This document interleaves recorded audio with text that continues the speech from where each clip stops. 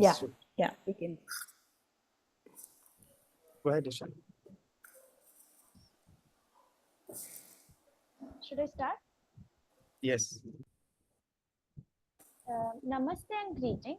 I, Ishani Mitra, a researcher at IMPRI Impact and Policy Research Institute, Prabhav एवं नीति अनुसंधान संस्थान नई Delhi, extend my warmest welcome to you all to IMPRI Web Policy Learn.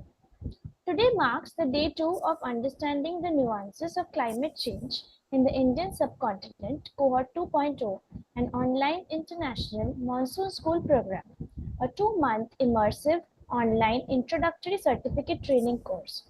This program is organized by IMPRI Center for Environment, Climate Change and Sustainable Development, CECCSD. This program has an excellent panel of experts who will be sharing their expertise for the duration of this program.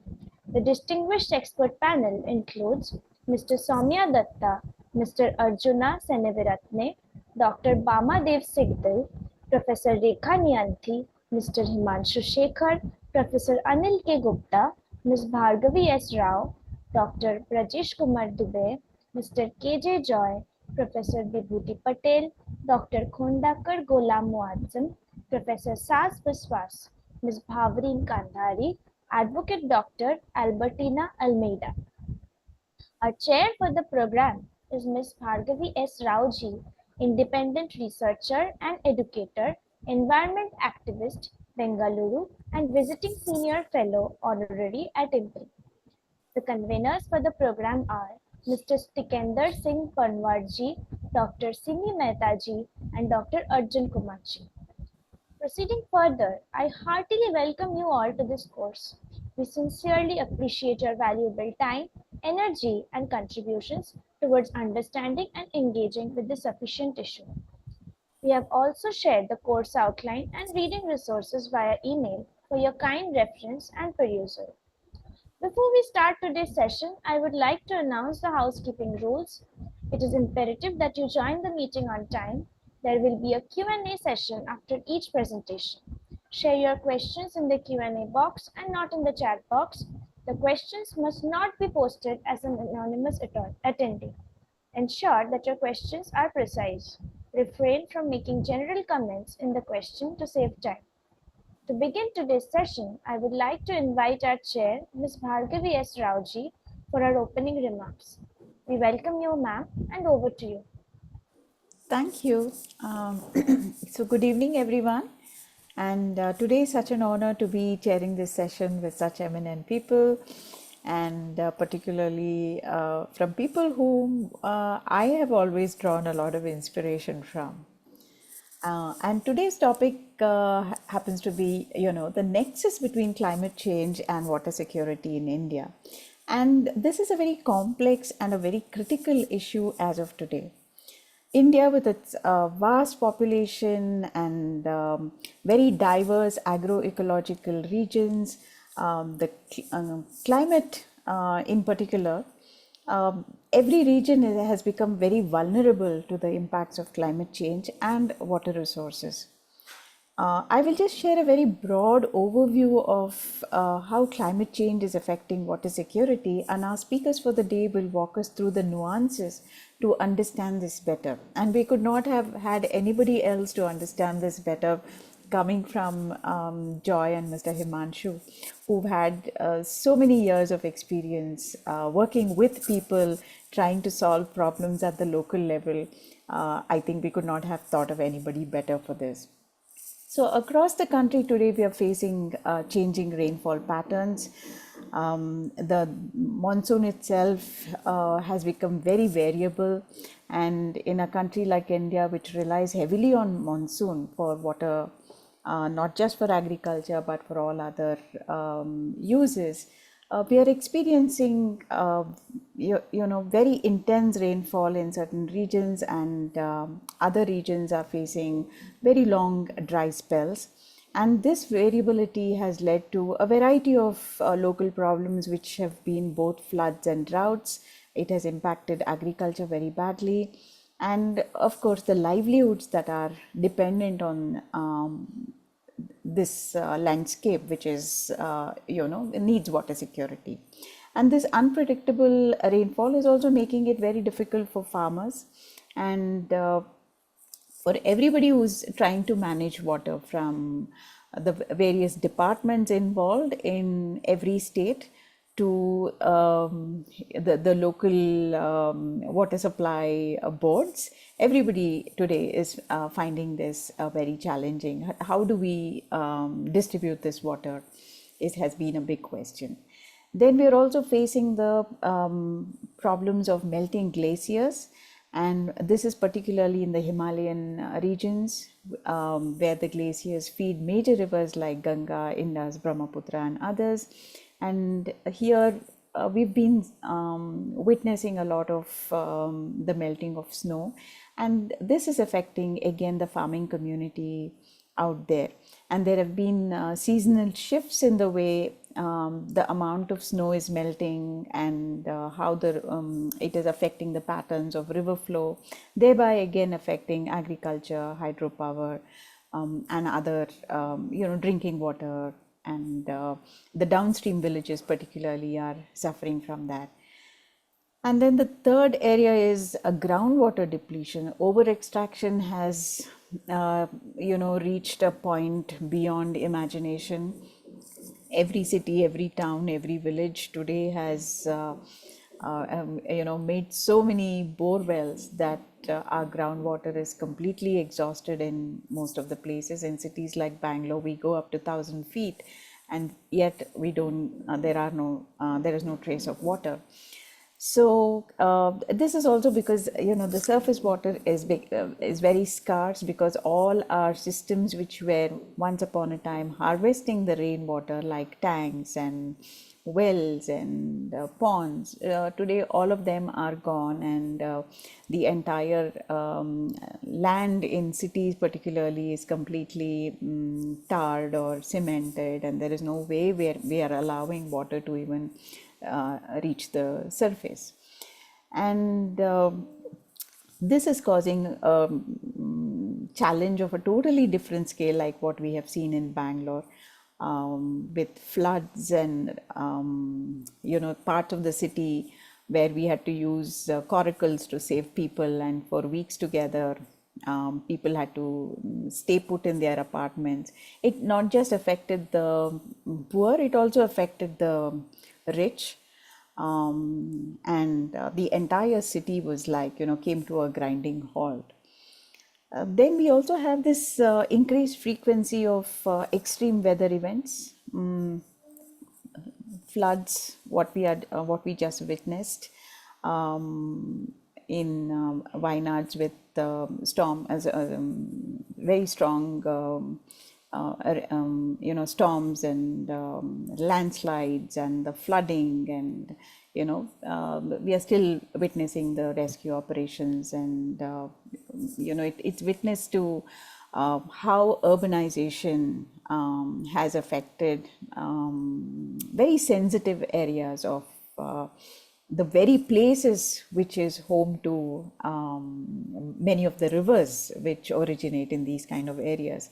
And we seem to be we've not paid the kind of attention it requires, and we've all been reading quite a bit about it.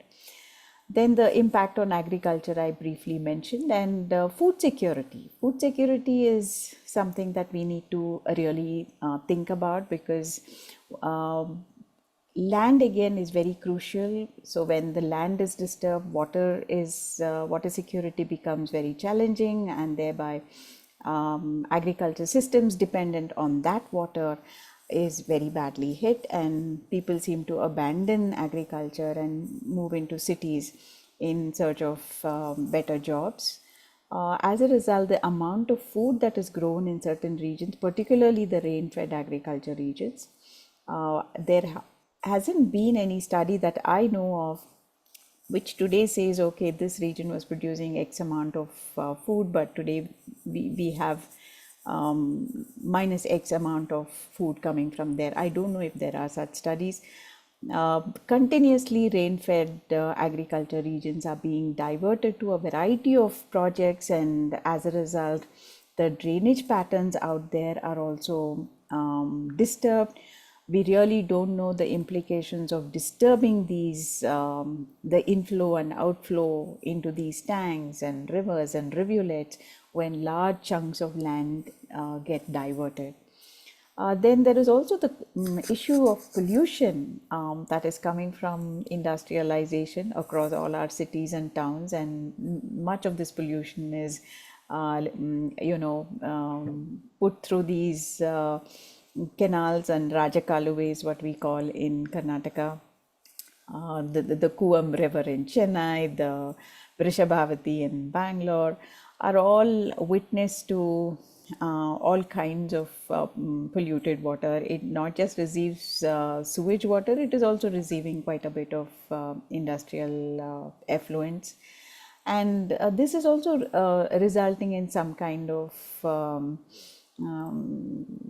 issues with the quality of water as it, we also again know that many of the sewage treatment plants are not really functioning to its capacities, and the stages at which sewage treatment needs to be done is not really done.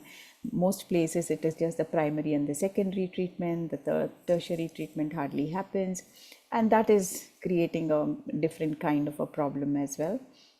Then we also have the saltwater, brackish water intrusion that is again making much of the drinking water unsuitable in many places. Again, people living in coastal areas have experienced this. So in a context like this, policy and governance challenge remain. So the integrated water resource management really needs to kind of reimagine how we are going to address this climate change related issues. And then we also have the transboundary water issues, where it is not just the states that are sharing the river waters, but we also share river waters with countries around us. So these are all some of the issues that really require reimagination, rethinking, and involvement of the local people. So without the participation of local people, the traditional knowledge, a one-size-fits-all approach to, addressing water security issues or even addressing the disasters that we are facing today would not be the right way to go. So proper adaptation and mitigation strategies, which is again supported by very strong governance and community involvement, are, I think, very essential, and we'll be learning a lot more about that from our speakers today. Thank you very much for giving me this opportunity. Thank you. Thank you so much, ma'am. For our first session today, I am delighted to invite Mr. KJ Joy Ji. Am I audible?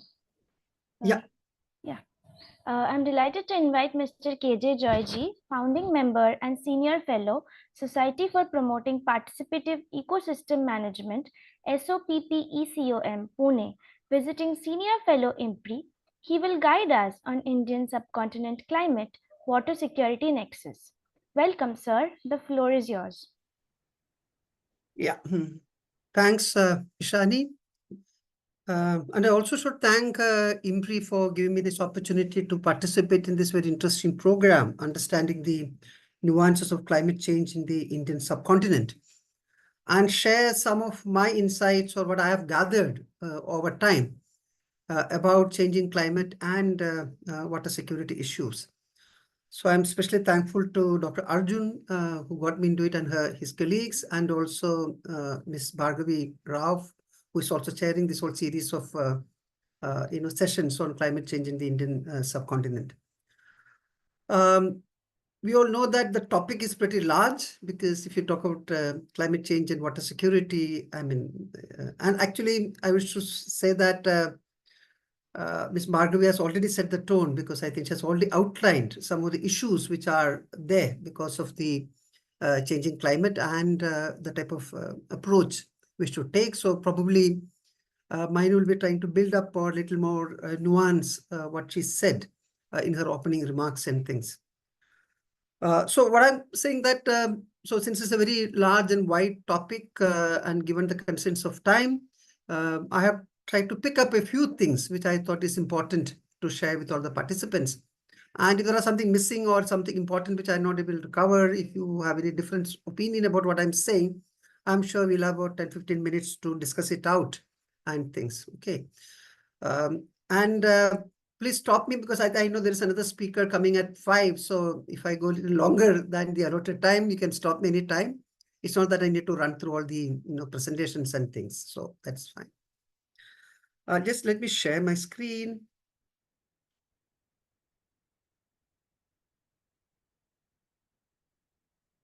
Okay.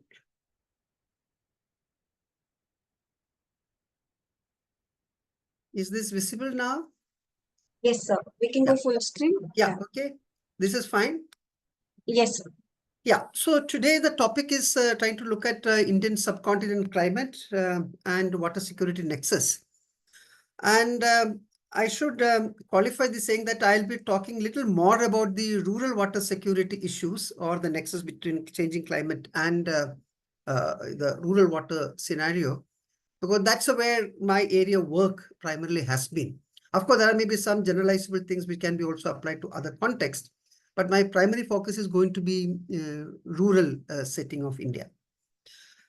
So I have tried to put my thoughts together in about 3 broad segments. The first, I think, basically taking off what Ms. Bhargavi said about how is climate change and water playing out in the Indian subcontinent. So some broad ideas about, which I think is nothing very new actually, but I want to put that upfront so that the rest of the discussions have a context to base itself on.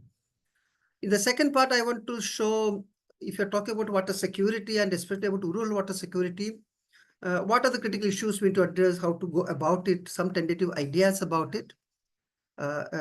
Thing. And the final thing I want to talk a little bit about, if the time allows, an approach which we have been working on right from 85, 80, 90 onwards, where when climate change itself was not in the horizon, especially as a discourse or as an issue. But we have talked about something like a water biomass-based developmental strategy, which I find now has a lot more relevance when we talk about both climate mitigation and climate adaptation. So this is the broad 3 segments which I would like to, I've tried to organize my thinking. So first I said this whole changing climate and water, that's the first segment. And I should also say that I'm basing myself for most of my arguments or most of the insights from this paper, which article which my friend Arjuna Seneviratne, who is actually, Bhargavi would know her because she's based out of Bangalore. So we wrote sometime back, a few years back in EPW, which also gives us a chance to consolidate some of the thinking which we had on climate change and water nexus and things. So coming to climate change and in the subcontinent, I think probably now I don't think there are any doubting Thomases or who has a doubt that climate change is real or not. Maybe 10 years back or 5 years back even, the issue was that if you talk about some of the top bureaucrats, I had an experience a few years back when we were doing a research study on climate change and hydropower in the Himalayas. The top-notch people, bureaucrats, were saying that, no, this is still, we are debating whether climate change is real or not, because they were designing hydropower power, and we all know climate change is very intricate, very intimately related to the flows and other type of things, including safety issues, which they thought that is not. But today, I think it's something is now given that, climate change is for the real and things. And IPCC reports itself is proof that, put together by top scientists and things. So both in terms of climate models and observational data, which we have, is very clear that freshwater resources are, very vulnerable and likely to be strongly impacted by climate change. And it has got wide-ranging consequences for both ecosystems as well as human societies. I mean, one of the issues which Bhargavi said about is floods, droughts, how it's going to impact food security, etc., etc. This is very clear. And also the assessments at global scale saying that climate change indicate that the Indian subcontinent in particular, whether you talk about the Himalayan systems or we talk about the Western Ghats, etc., I think it's going to be all other western part of India, which is much more drought prone, etc., is going to be hard hit. So we'll talk about some of those issues which come up in this. One is, for example, temperature. Now, I think there's a reasonable consistency about the projections regarding temperature.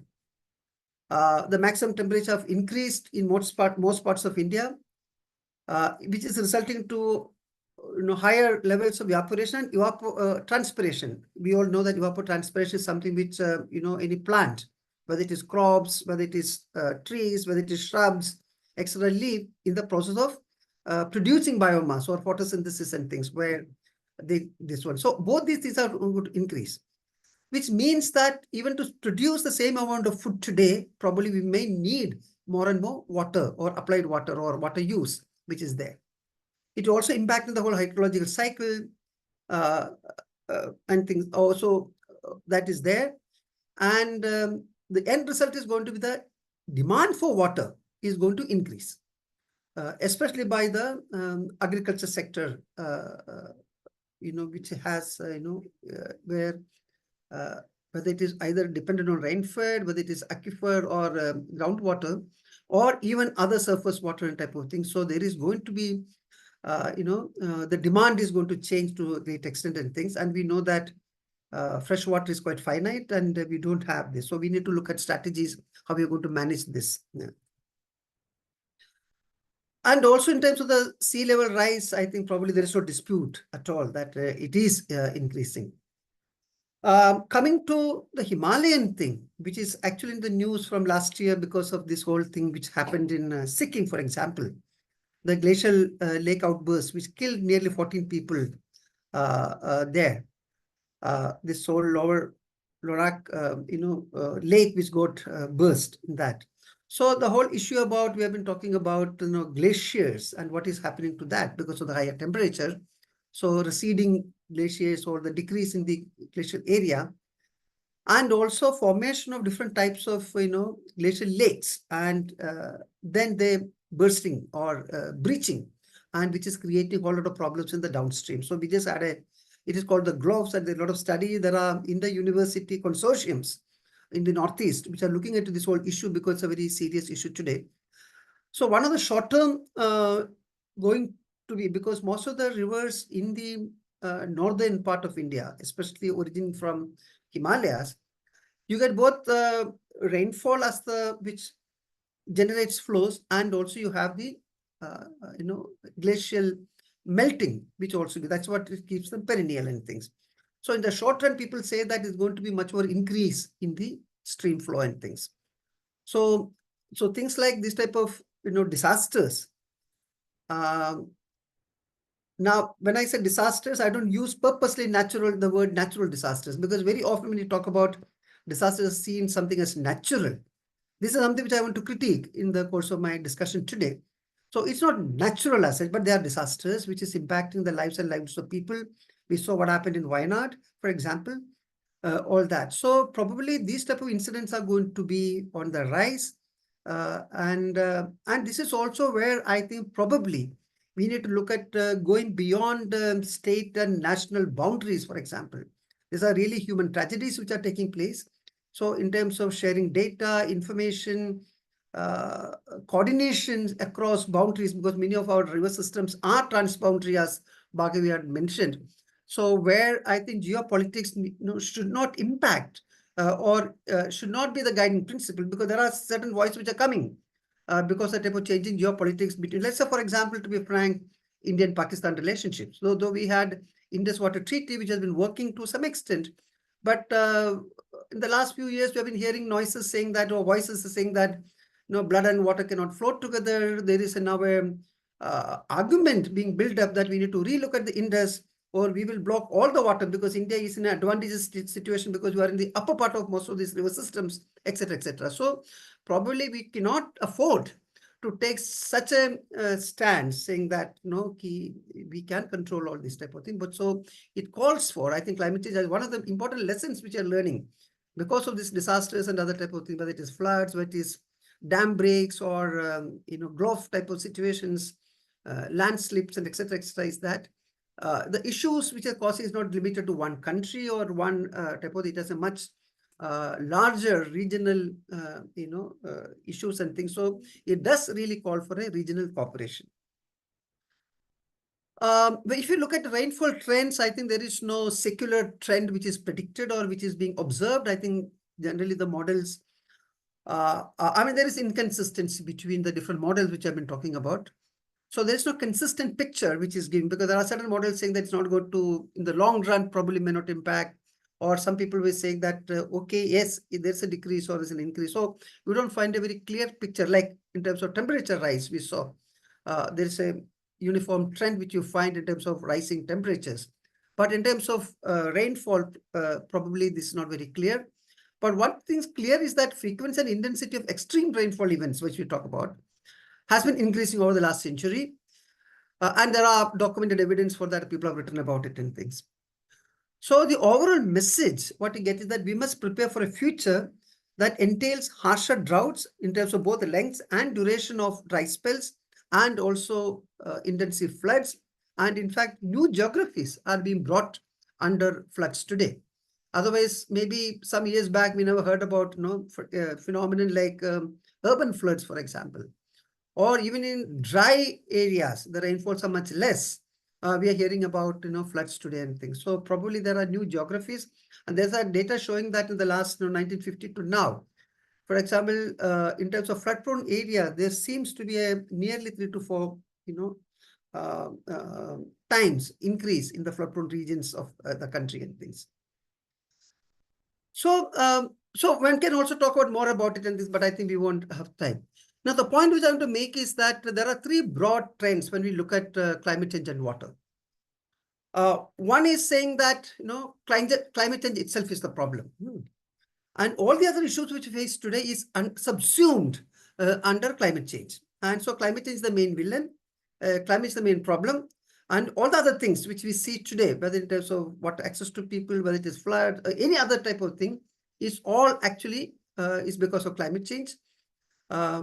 And we'll come back to that. So that is one broad viewpoint which we find. So all your then interventions or solutions which we suggest is basically trying to play around with climate change.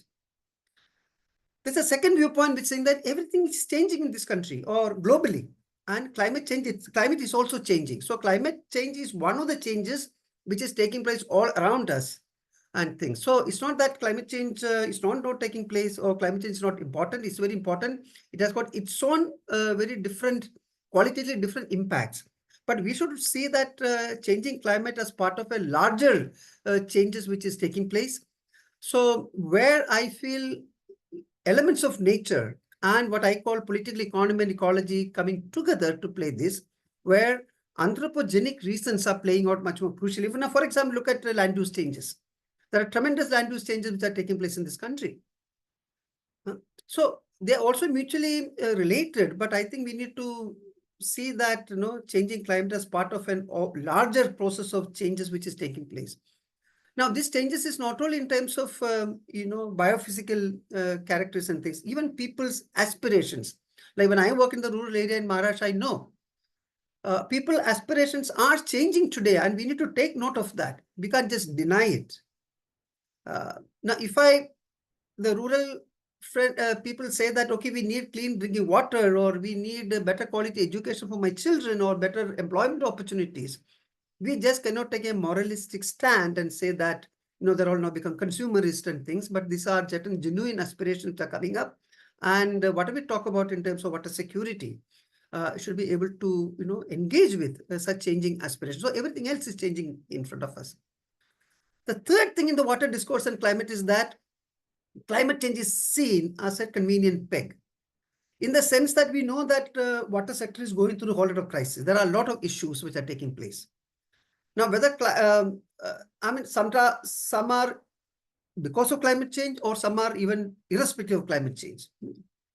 Now, there are people or friends who are saying that, okay, if you have to resolve some of these issues and reform the water sector or restructure the water sector, then can we not use climate change as a convenient argument to keep all our concerns together and use this as an opportunity? So, in fact, even climate change is seen as an opportunity to actually rectify, reform, restructure water sector.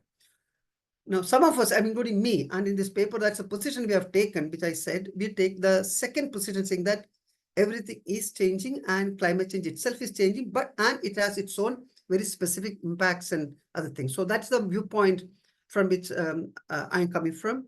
And that's what I want to, whatever I go to say later will be in a way linked to this type of a standpoint. So the broad point I want to make is that when we talk about climate change, I think we need to take both these issues, what is happening to the biophysical and other type of things which is happening, whether it is rainfall, temperatures and other, whatever type of, variables which we look at, and also what are the type of anthropogenic factors which are, both interacting with each other to produce such a type of thing. Only then probably we can capture the full impact and also to design what can be done to engage with it. So this is one of the points which I've been talking about, that there is a whole thing about climatization which is taking place. Now, everything you talk today, like I come from Pune city, so, we just went through last week, a lot of rains and a lot of people in the low-lying areas of Pune. We have a couple of rivers like Mula, Mutta and things. We have evacuated and things. So some of the environmental activists or people, many of us, some of us would know that in Pune, we are having this interesting project, which is named under river rejuvenation, which is there is no rejuvenation going to take place. Basically called a riverfront development. That is that with a new imagination for beautifying the urban rivers today, taking off from Sabarmati and things.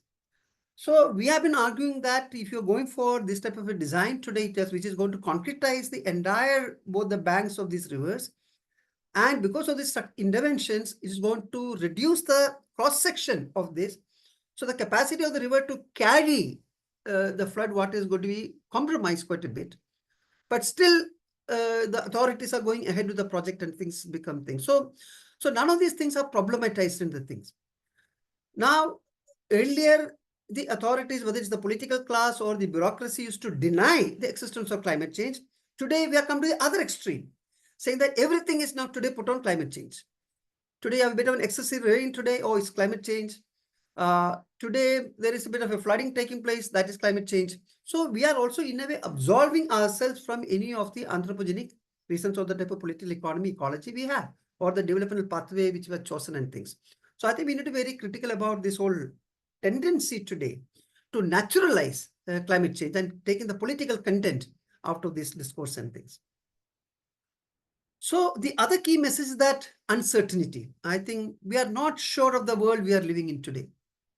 It is unpredictable to a great extent because we have not developed that type of science and knowledge around it. We are still in the act. So we need to deal with uncertainty when we talk about water. The second issue is broadly in hydrologists and the water sector, people talk about stationarity.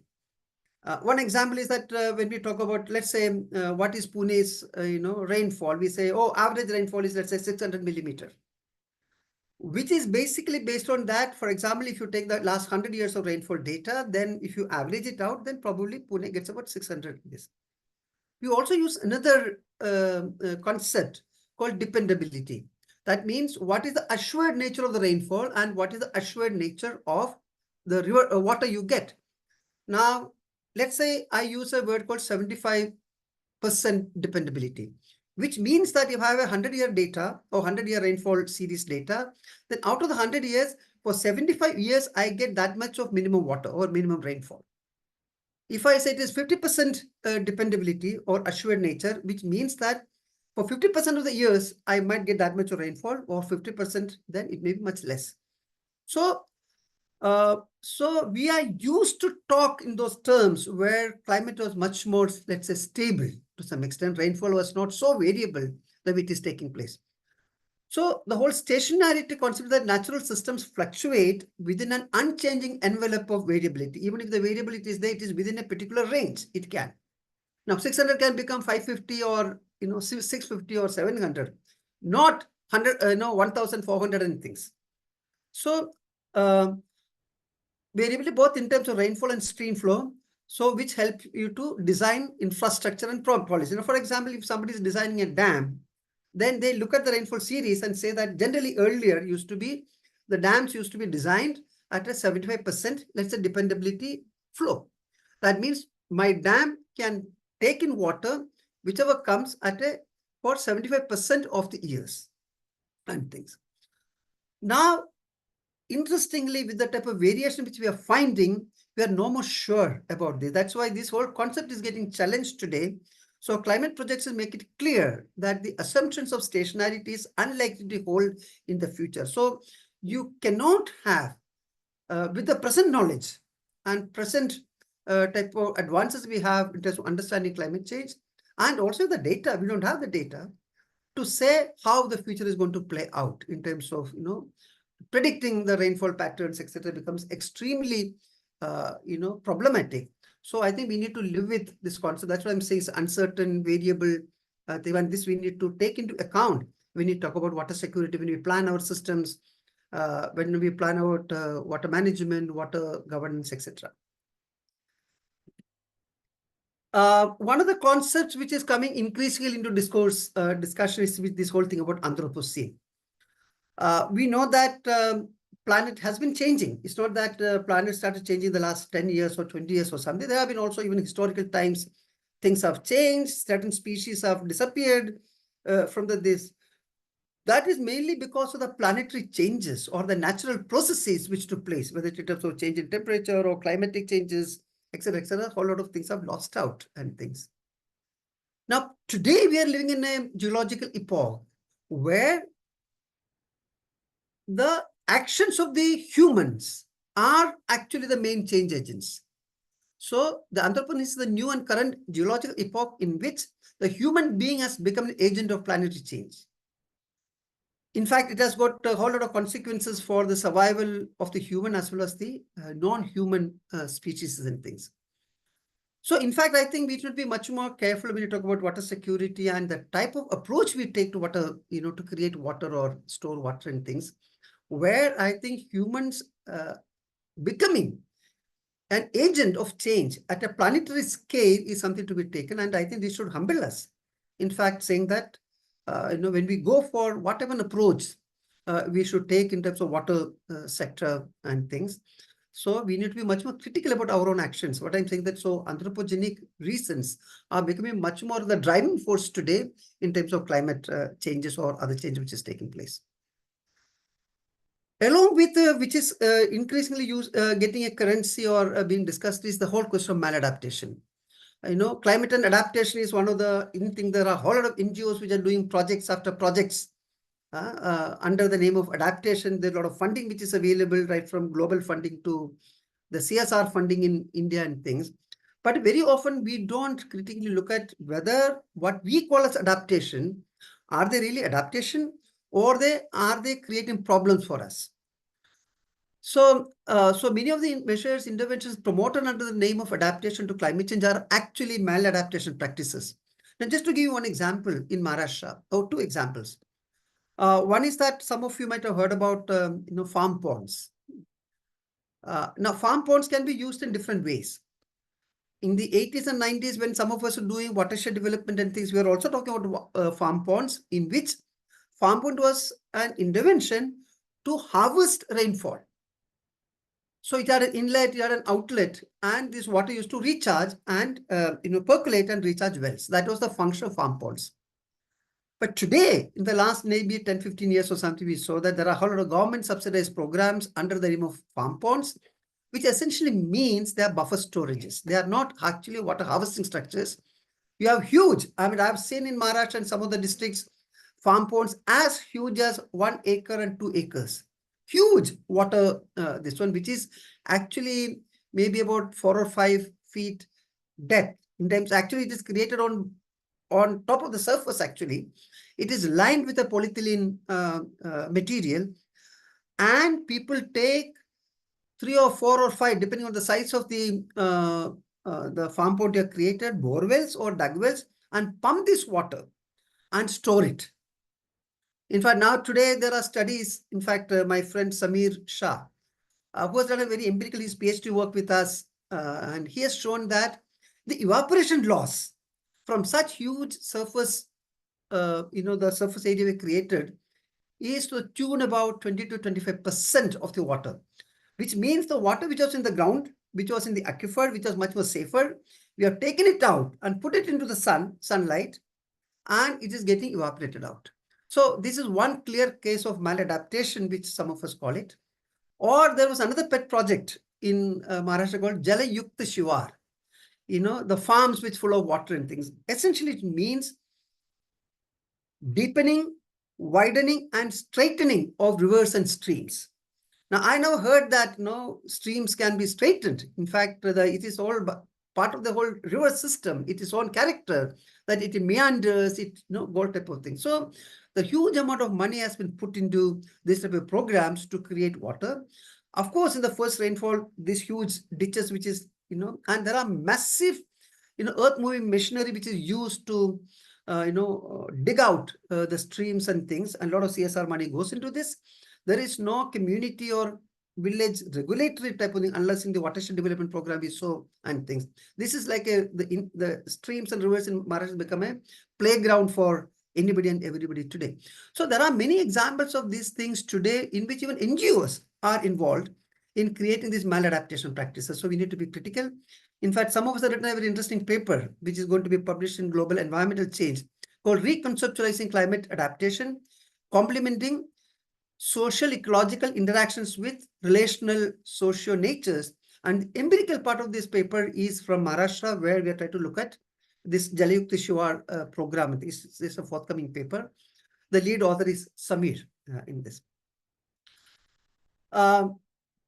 Now, coming to the second part of my discussion, that is what I call the looking at the water security today. What are the issues which changing climate bring in, and what could be done?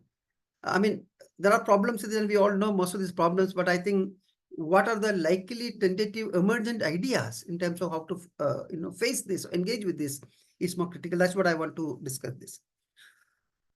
Just getting before that, I'm sure some of you would know this Composite Water Management Index, which Niti Aayog brought out it in 2018. It very graphically describes what the water sector issues today going to be.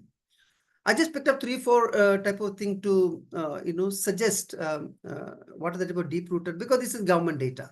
Otherwise, nowadays the source of data itself is so political.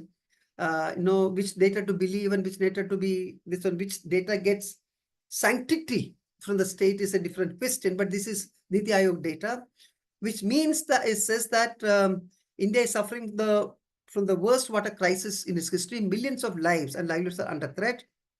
Nearly 600 million people Indian face high to extreme water stress. When I say 600 million, it means nearly 50% of the population today in the country. Nearly 2 lakh people die every year due to inadequate access to safe, drinking water. And this is also very important, by 2030, the total water demand is going to be much higher than what we have today. So the whole issue is that how we're going to manage with this dwindling resource, which is very finite and things. So, and there are many more other things which talks about and things. Now, the first issue, I think that when we talk about, climate change or changing climate and water, is that we need to critically look at our own worldview, minds, and ethics. And I've just given a quotation from Ramaswamy Iyer, who is a very well-known person in this. And this is read, written in the context of the whole imagination about interlinking of rivers, which is a very important thing. And the whole idea is that if you have to, solve both drought and flood, you have to link the Himalayan rivers to the peninsular rivers and things. So he says, rivers are not human artifacts. They are natural phenomena, integral components of ecological systems, and inextricable parts of cultural, social, economic, and spiritual lives of the communities concerned. They are not pipelines to be cut, turned around, welded, and rejoined. So these are very interesting critique of, the type of mindset the water bureaucracy or water, sector has today in terms of looking at natural systems like rivers and things. Or we have this maxim saying that any drop of water going into the sea is a waste. This is often said. So the whole emphasis is to harvest each drop of water and use it, put it into human use and things. In fact, today there is a scientific evidence to show that tampering with runoff of Ganga or Brahmaputra and type of larger rivers can have very significant impact on freshwater flows in the sea. It is a very 4-year or 5-year research done by top-notch scientists of this country. And they have come up with this, which I think our water sector bureaucracy has not accepted this study report. Tampering with runoff from major rivers will impact coastal upwelling, basin scale ocean temperature, upper ocean mixing, salinity, ocean biology, and dissolved oxygen concentration, as well as monsoon rainfall in unknown and unanticipated ways. So this is something which has come from a 5-year research project with empirical data. Try to look at saying that, if you play around with runoffs, the whole question of large dams and hydropower projects which are being built, with the whole idea. And the issue is not only with the large projects. Even in watershed development, I've seen the slogans like "Gaon ke pani gaon mein, khet ke pani khet mein," which means that every drop of water to be harvested and put to use. I think we need to question some of our own slogans and our own approach and saying that there is certain amount of water need to flow. This also brings me to this whole overall approach we have today is what is called hydraulic mission mode, which originated in the 19th century, latter half of the 19th century and early 20th century in the Europe. And along with the colonizers, it also came to the colonies, and India also it came to that.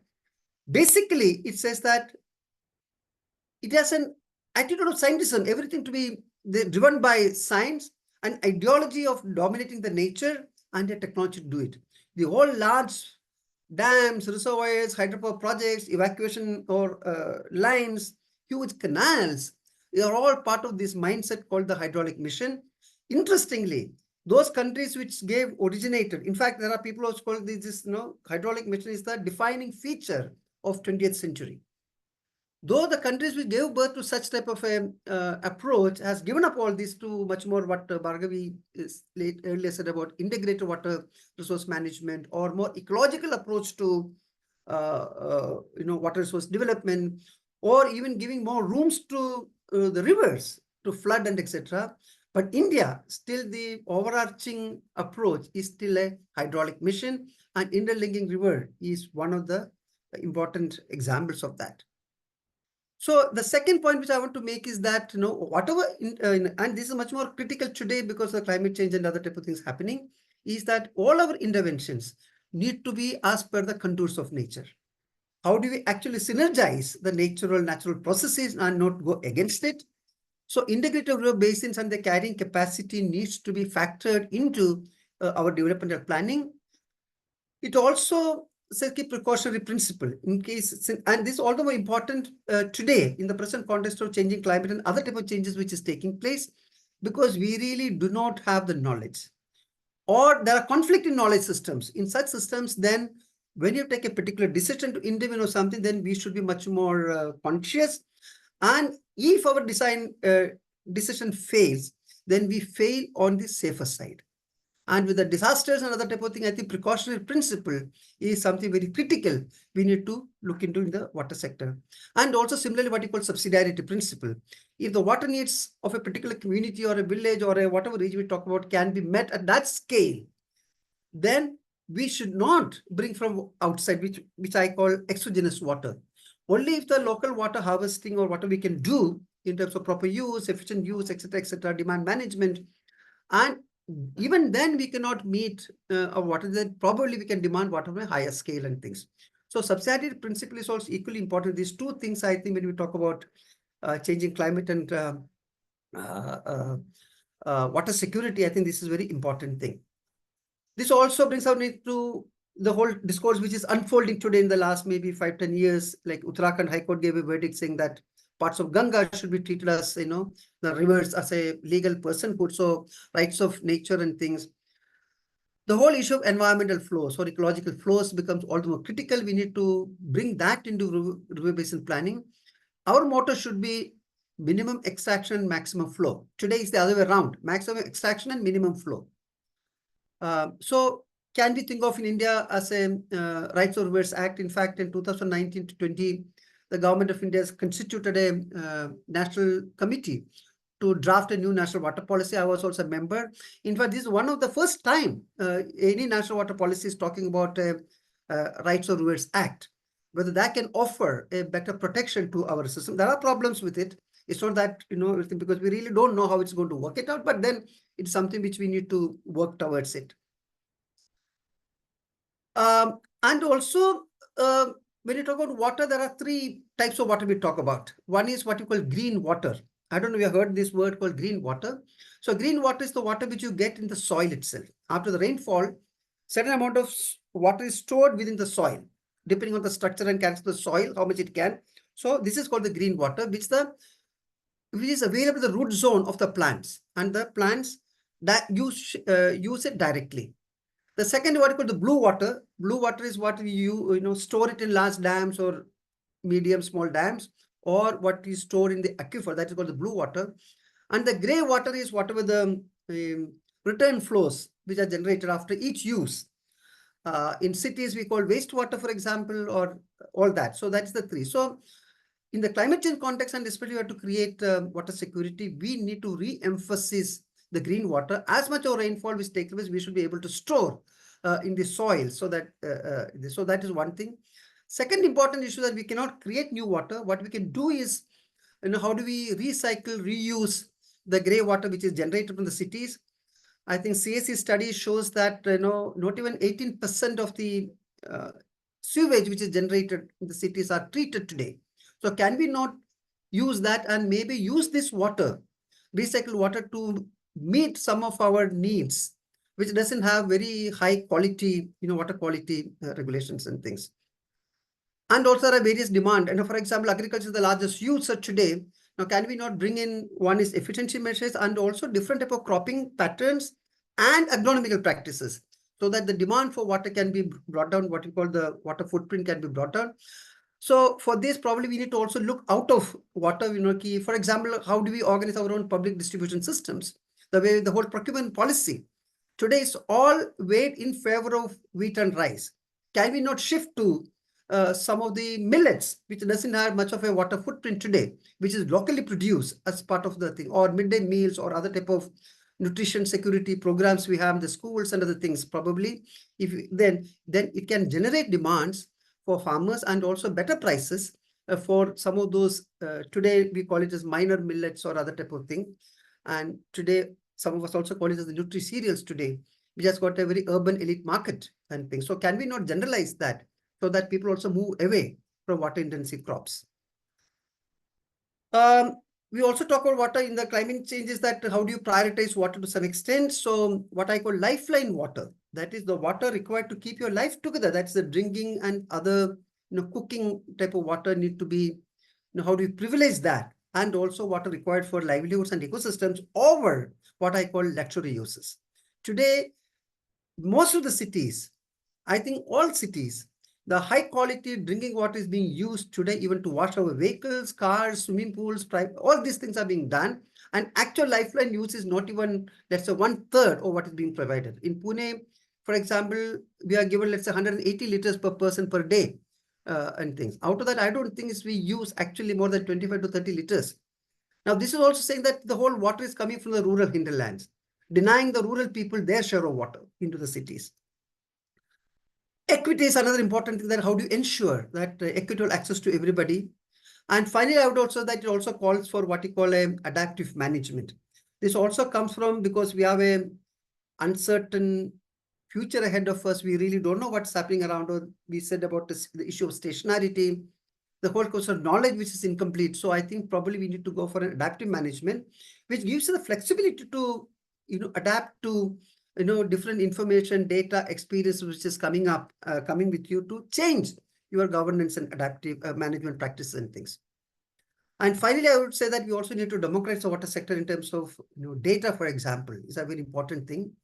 So how do you create better quality data? How do you share it? How do you put it in the public domains and things so people can use it and things?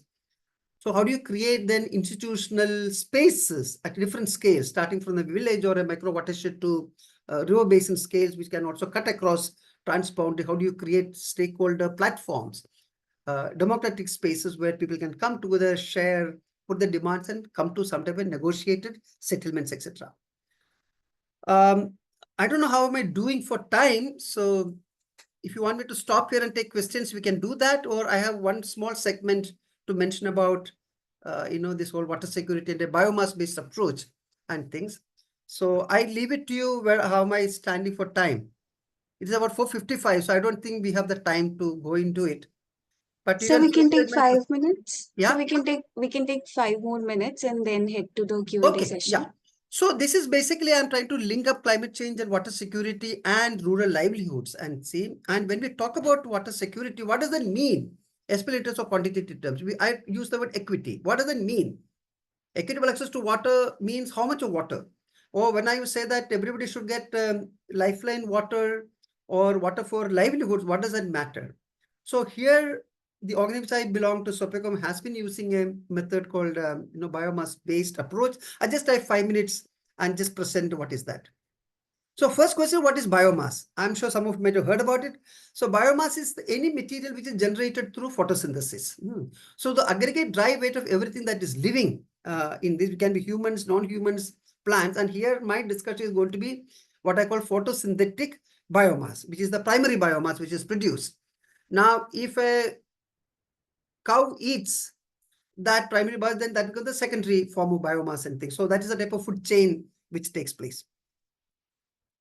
So this is a small pictorial type of thing. If you talk about a biomass, right from roots to grains, everything is biomass. Everything has a role to play in this.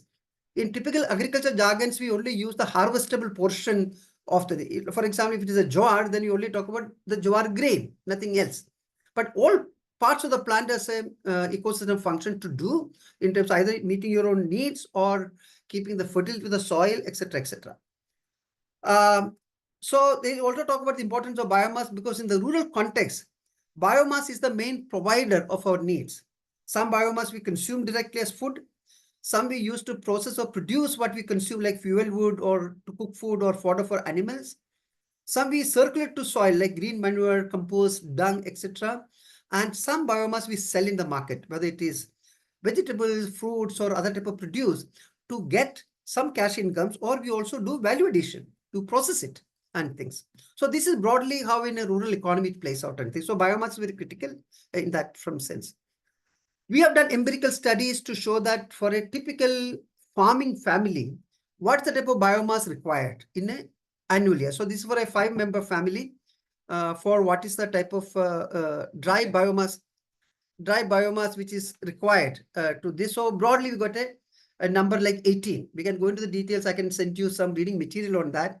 So the issue is that if a family can either produce or get access to 18 tons of biomass, then all its needs, including cash income, can be met.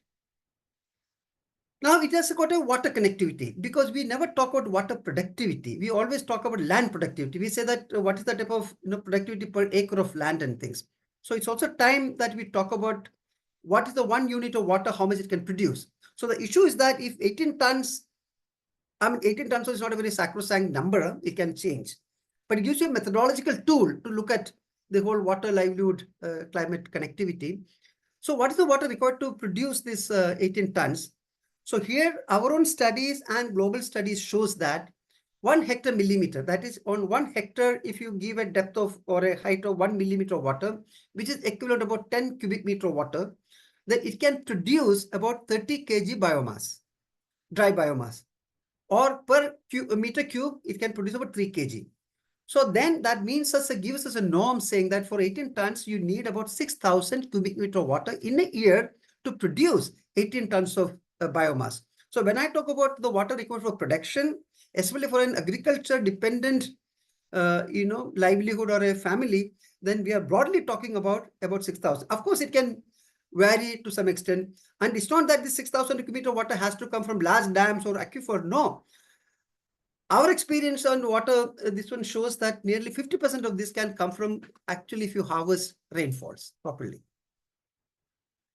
So water security in a rural livelihood means that about 6,000 cubic meter of water for production, about 200 cubic meter, which means about 100 liters per person per day as the domestic water needs, and equivalent amount for a livestock. So we are talking broadly about a norm about 6,400 cubic meter per family, which is dependent on land and water for their livelihood and things. Now, our own studies in Maharashtra shows that it's not difficult to guarantee this water. The whole issue is that today, water is distributed in an unequal manner. It's not that water is, it's also water, the water which is stored or groundwater and the water harvesting we can do to rainfall, this much of water can be guaranteed to each of the family which is dependent on land and water. Then I have something about saying that, biomass is also energy, especially when you do climate change, then we need to also say that, fossil fuels and fossil materials, because materials also a form of energy actually. So if you can replace the fossil material, like in the form of steel, cement, plastics, and other fuels, like whether it is petrols and other type of thing, biomass derived things, then it's also an interesting, what you call a mitigation strategy. So one of the roles which we have is about, biomass as materials and energy and things. So, and we use it in different forms. For example, biomass used as a symbol like a firewood is also energy source. Biomass used can be as a timber, for example. So sustainability and energy is a very important thing, and global warming, etc., is connected with that. And there are different applications. It can be biomass used as a fuel. It can be a structural material, which is what I want to show you show some things where it replaces fossil materials like steel. Now, for example, you're building a building, then you have columns and beams, which actually you reinforce it with steel rods and things, which can be replaced by either bamboo or small dimension timber, which are chemically treated and things. Now, these are technologies which we are also working on. There are off-the-shelf technologies, or there could be chemical feedstock. Now, for example, we have been talking about ethanol type of this. There are various other type of routes in which biomass can be used to replace or reduce the use of so when I told you about 3 tons of biomass surplus, then I'm saying that if this biomass surplus, instead of selling in the market, can be processed and value added and used in the what you call infrastructure sector, whether it's the water sector, roads, public buildings, houses, etc., then it has a energy multiplier factor, and also you can move away from fossil fuels and materials, and also creates livelihood options for people. So, so here, in what technology use is an important thing. Maybe we can take it up for discussion if there is an issue. So we have worked on water, buildings, roads. So this is some of the water harvesting structure using bamboo. This is a structure in Orissa, which I built many, many years back. It's an overflow structure. There's a nice pond which I created using biomass derived material like a membrane, which we have used.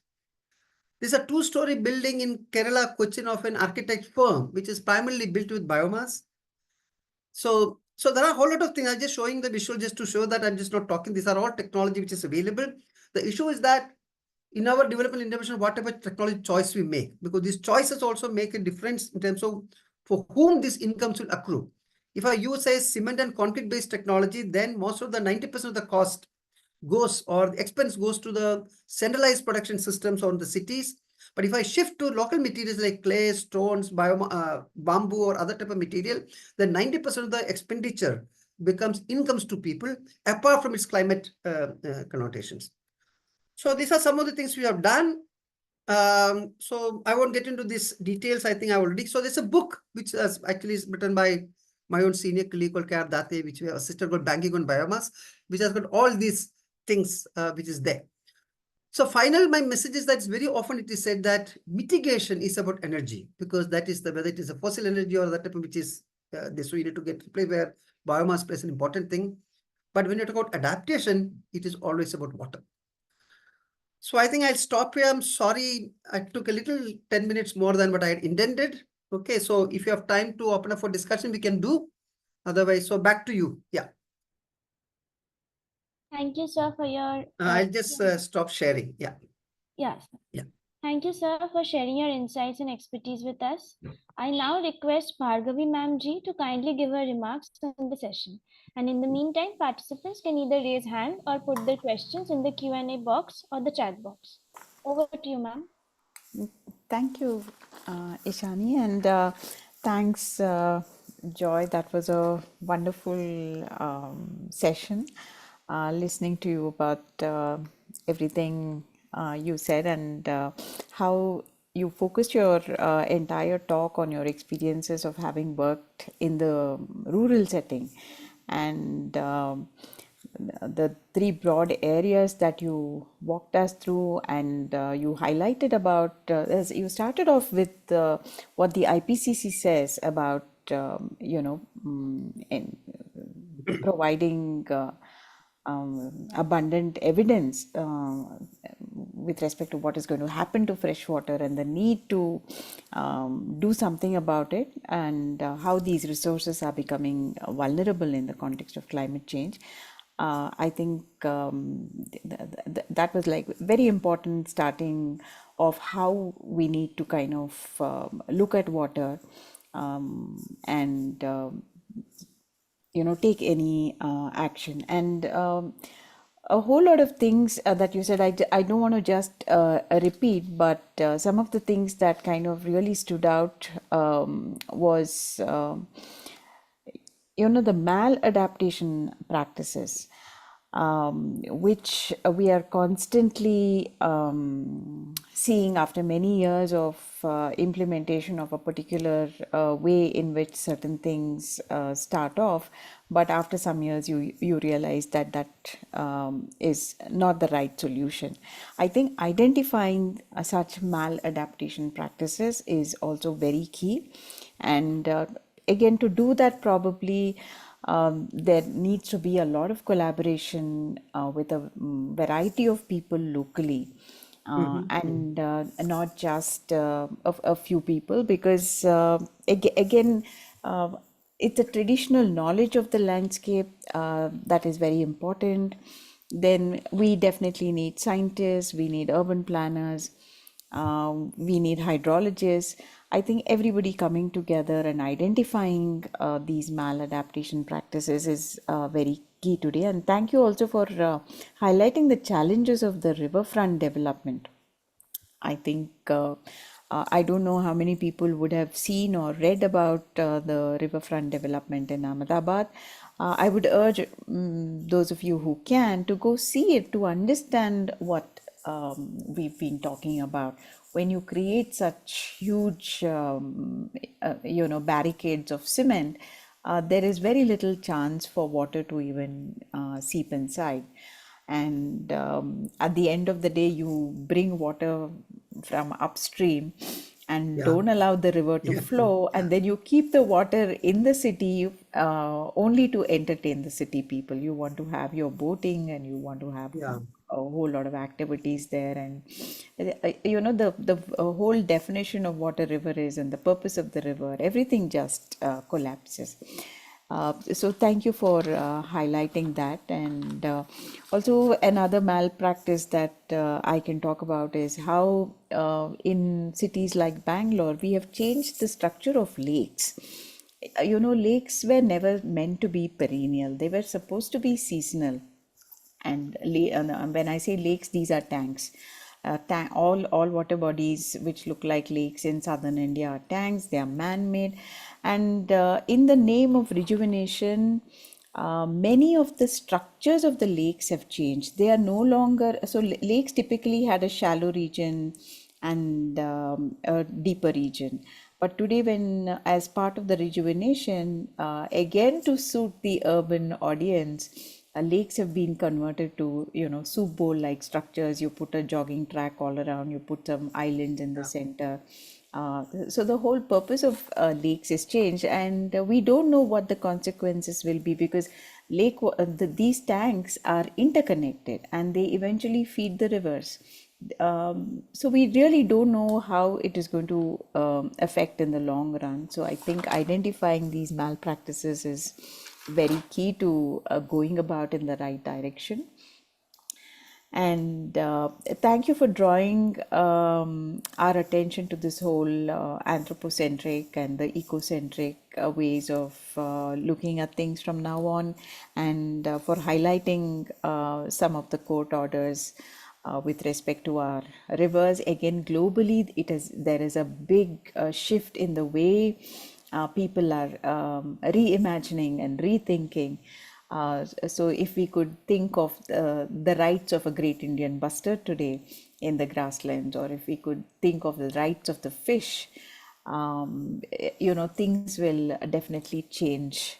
So ecocentric laws are something that we all need to think of, and again, instead of city borders and village borders and country borders, if we can start looking at it from a bioregional perspective. These are discussions that are happening at the global level, and I would urge all of you all to read more about that. And yes, again, something that struck with me was all the different kinds of water you highlighted: the green water, blue water, gray water, the lifeline water, and the fact that every drop of water those of us living in cities today enjoy at the simple act of turning the tap, it comes at a huge cost of what the right to the basic water at the rural level, because we know that even as I travel 20 kilometers away from where I am, people don't have the luxury of turning on their tap and getting their water. They have to draw water from the well or go bring it from a kilometer away. So it is so difficult there, and the luxury that I enjoy comes at a huge cost. So that, I think, needs to seep in all of us if we are thinking about climate change and water.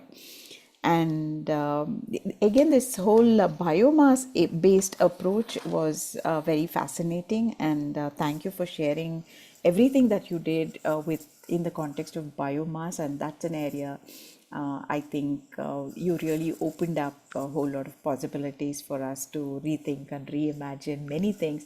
And the fact that anything biomass based, all of that money goes to the rural sector and doesn't necessarily come into the cities. I think that again is a very important point. So with that, maybe if we have some questions we could take. Thank you so much, Joy.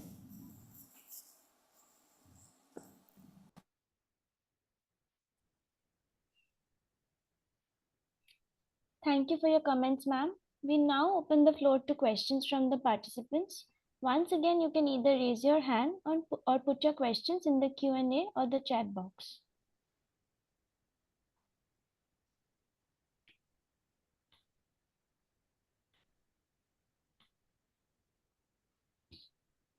We can start with Rashmi Sahuji. Rashmi Sahuji, would you like to ask the question yourself, or we can read it out as well?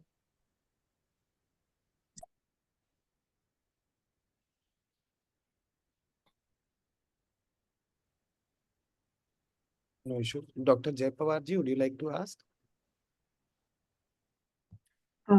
Yeah, thank you. Sir, thank you for a wonderful presentation and a very thought-provoking talk, because as an NGO, we have been working on a few interventions that you mentioned, not typically, those large farm ponds where it's just becoming a storage, buffer storages, but we are working on small mini farm ponds in some of the tribal areas. So I just wanted to ask you, sir, if there could be some other better intervention which is more sustainable and which can which does not qualify as a sort of malpractice, because this is, I mean, I don't really say that it's a malpractice what we are doing, but it has suddenly raised some thoughts in my mind that is what we are doing as a part of sort of malpractice, because we are making small farm ponds, mini farm ponds, but also lining them up with plastic, and this is basically rainwater. So I would be happy if you can give me some suggestions. Yeah, thanks, Dr. Jayapawar. See, it's not a question of one is right or wrong. So my purpose of raising some of these issues that as NGOs, I also work with an NGO, okay? Okay, sir. And which has work in water sector. So my only issue is that when we intervene in a particular situation, we should be critical about, there should be a process of self-reflection about what we are doing, what is its likely impact. Dr. Jayapawar, what I see today, especially with the larger NGOs, and this my experience is limited to maybe Maharashtra, because that is where I work, is that what are the programs the government churns out? Now, I'm sure you would know that there were good old days for watershed-based development. We all used to Right. talk about watershed development. Yes, sir. We had extensive guidelines. There are very interesting experiences which is there where communities are regulating water use, etc. etc. We all talk about Hivre Bazaar in Maharashtra or even Right. Anna Hazare's village like Ralegan Siddhi or some of the Indo-German watershed programs where they have been able to create a different type of things with watershed development. But unfortunately, today nobody talks about watershed development because watershed development is very complicated, complex. It needs 5 to 7 years of Right, sir. consistent work. We used to talk about risk to valley, etc., all that. No? You try Right, to sir. harvest water. And we had a very different type of a intervention strategy menu there, all that. Today, we have given up all that. So it's unfortunate that even those organizations which have been in the forefront of doing good watershed development have got into either farm ponds or into Jalek type of thing, because that's where the money is today. Hmm. The CSR is not interested in your 7-year intervention. What happened That's to a major concern, sir, because most yeah, other I know, NGOs fall I prey know to there are that. concerns. Yeah. I know there are Yeah. concerns. So what I'm saying that, so at least we need to be critical about saying that, okay, this is going to be the likely impact of water intervention. Then you choose whether to get into or not. Correct, correct. So today is not. So what I would say that there are a whole lot of other things, measures which we have tried out in Maharashtra, which is very useful to do it for a long-term strategy. So, and I think we should get this straight. I mean, this I've been telling people, there is no quick solutions to solve our water problems. If somebody is saying that within 1 year I'll solve your water problems, they are telling lies. Yes. Very clear. It is a much more, we call it as a wicked problem. Water problem is a wicked problem. There is no straightforward solution. We need to try, we need to experiment. We need to, in an iterative process, we need to take the community in that. And even to mobilize communities, people who are working in the village will know this. It's not a 1-month job or a 2-month job or a 1-year job. You need even to establish your own credibility with the community. It takes time. So I think Correct. my suggestion to even the funding agencies would be that, you be a little more open to about these things. It's not that tomorrow you have to put your agenda there and say, oh, this is because of this CSR, so much of drinking water has been given and that. No, let's take a long-term view about water issues in this country and invest. And nobody wants to invest in knowledge generation today. They all just want to put up taps or some, structures to be built or some toilets to be built and things. I think we need to take a long-term thing. People need Correct, to sir. invest money into critical work, which is missing today. So I'm not casting aspersions of people are getting to some of these things. No, my only plea to all of you is that let us take a critical look at things, open up our mindset, and reflect on what is the impact going to be. Otherwise, we will be doing a disservice than what we are doing as a better outcomes and things. So Yeah. there are other measures which you can talk about it. I don't know, from your name, I think you are from working in Maharashtra somewhere, right? My NGO is headquartered in Gujarat, but yes, we do work in Maharashtra as well. Maharashtra also. So what I'm saying is that in Gujarat and Maharashtra, there are a whole lot of experience which we have documented a whole lot of things which we can share and things. So we can talk about that. Yeah. Sure, sir. I will get in touch with you Yeah, separately, sir. yeah. Thank you so very much. Thanks. Yeah. Thank you, sir. So Thank you, I can see Himanshu Shekhar probably is ready to talk or something. We are getting into his timing. So, so I leave to Bhargavi to stop the session and give, Himanshu to make his presentation. So what I'll do is that probably IMPRI has my email addresses and things. I think I see some of the interesting questions in the chat box and the question Q&A box. They're all very important. But I don't know if you get into that, probably it will take a lot more time. So my email address is there. Anybody can write to me personally. I will respond. Whatever material which I have about some of the things which I talked about, I can share with all of you all that and take it forward. Yeah. Okay. Sir, can we just read out all the question? You can try to answer very briefly in 2-3 minutes. Okay. Okay. So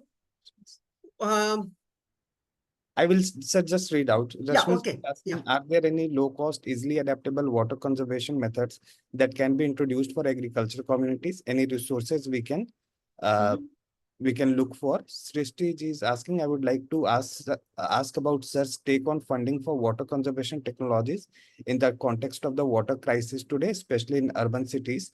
Furthermore, this is a personal question. Since this year water logging has been a huge problem, is there a way to harvest or reuse this water? And Induji is asking, There is a saying, wars of the present century will be on water. Please reflect on it. Oh, these days, yeah. Then what I would say in terms of this issue which is related to technology, I think there is a whole lot of documented technology which community has used or which have been used in terms of water harvesting, water saving, equitable distribution that saved water and using for productively and things. So I think I don't think we have a dearth of what are the intervention which we can do, technological possibilities, etc., etc. So, but I think what I find is the major gap is more than the technological type of a thing. I think the major gap is that how do we mobilize communities and how we build institutional rules and regulations about resource use. Most of the successful watershed cases which I have seen is that the communities have been able to regulate their groundwater use, for example. And Hivre Bazaar is a very classical example where they develop thumb rules, saying that if the rainfall is a particular type of thing, then how much area they can irrigate. Second, they have said that there will not be any bore well for agriculture purposes, or there will not be sugarcane cultivation in the village. So there are very simple rules which people are adhering to. And I would say Hivre Bazar is a place which get about 350 millimeter average rainfall. They don't get any water from any canal systems or in from outside. And I have so many times I've gone there. We have done a study of that village. I don't think I have seen a better prosperous village than Hivre Bazar in my this one. They have been able to create this. So it is the question more than technology. I think it is the institutional rules you need to craft for resource use. I mean, today, even drought years today, even continuous drought years, I can see water tankers going out of Hivre Bazar to provide water to other neighboring villages. Otherwise, what happens is that with watershed development, there is a pumping race, which is taken. Everybody wants to dig a well because they think that there are a lot of water today in the aquifer, and within 2-3 years, everybody's water disappears. So I think technologies are there, intervention possibilities there. But I think more than is that how do you prepare our communities to come to some of these institutional rules for resource regulation is, I think, a thing. And Joy, sir, just one point, if you just wait.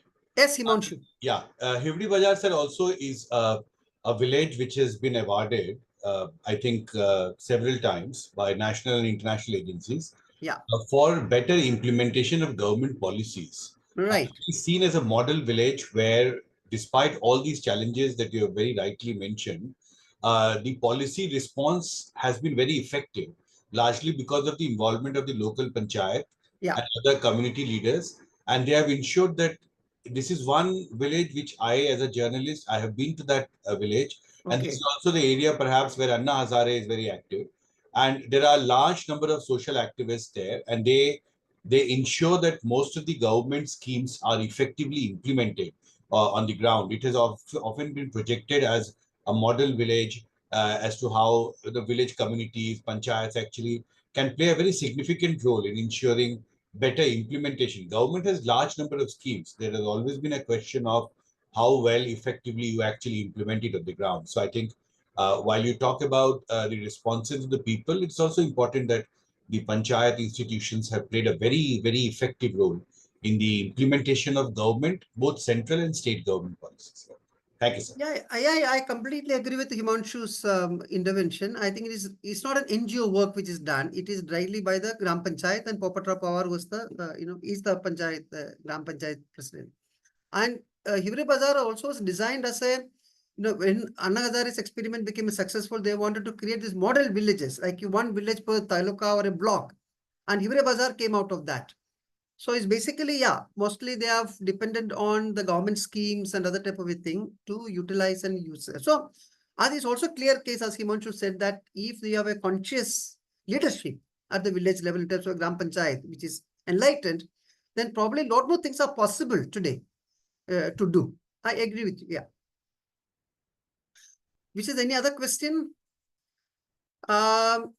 A quick response to the last one you said about this water wars and things, because I've been working on water conflicts for the last 15-20 years now. We have a group called Forum for Policy Dialogue on Water Conflicts in India. It has a website called waterconflictforum.org. You can see a whole lot of material which have done. A lot of nearly 200 cases of conflicts have been documented of different types and different scales. There are many publications, formal publications, which are available and things. But this oft-repeated quote, which came from the, the UN what is the generals and type of people. There are three of them would repeatedly talk. If there is a next war, world war, it's going to be on water and things. But my limited understanding is that, yes, water is a geopolitical issue, especially when it comes to transboundary issues. In some of the areas, water did either exacerbate existing situations or water has been used as a tool to settle issues and things. But by and large, I would say that no war has been explicitly fought on water. So I think we need to take a little dispassionate view about it. So all disputes, all contestations, or conflicts are not wars. There are very micro level type of thing which is impacting people much more and things. So probably we need to take a little broader viewpoint and see how it is being played out in this. But it's true, though conflict by per se is not a bad or thing. That is how societies move forward. But people and the ecosystem pay a price for it. Many of these conflicts, and we have seen this. Some of the larger conflicts, there's violence. There is loss of lives and property in many of these cases, etc., etc. Anyway, conflict is a little different terrain. I think we need to engage with it. There is some interest among the academic circles to engage with conflicts now. We get a lot of PhD and other type of master's dissertation students to work with us on conflict issues. So, yeah. And then there was something about funding, I think. I think for funding for this type of work, I think there are different sources. As Himanshu himself said, there are a whole lot of different government policies today, government programs. If you can, bring that into this and utilize properly, that can be a major source of funding today. I think from the central government as well as the state government, there are schemes which can be used for rural areas which can be utilized. There are other bilateral and other type of NGO funding sources from abroad which are there. Now, I think in Indian context, CSR is the biggest pot of money they have, which has been funded. But their problem is that they have their own set and very rigid way of disbursing their money, not seeing the larger picture and things. So I think this is an area which I think the civil society has to discuss and collectively come to some understanding where, can we force some of these agencies to put money where it is relevant, and we can show some pathways. So I think probably NGOs also need to think about, are we there to substitute the state, or are we there to replicate the state, or are we there to do some innovative critical work? I think it is also our responsibility to make the state work, not substitute it. Like the market substitute the state sometimes. I think NGOs cannot substitute the state. State is the bigger player. And how do we show pathways to state? Say there are different ways of doing. Now, for example, I give one example of biomass-based type of thing. There may be other ideas. So I think we need to come to some understanding and see where both in terms of the government money as well as the non-government money can be utilized. So that's what I would say. Yes, in this. So yeah. So we have just a couple more questions. Okay. So Dakshina ji wants to know about little more about the biomass-based rainwater harvesting approach. Okay. And should I take the second question also? And I'll just quickly respond. See, that question needs a much more time to do. So do that. But what I brought into biomass here, biomass a very interesting strength. Now, biomass production strategy. So people like us are seeing agriculture production as part of a broader biomass production strategy. So one part of it will be for agriculture production. Okay.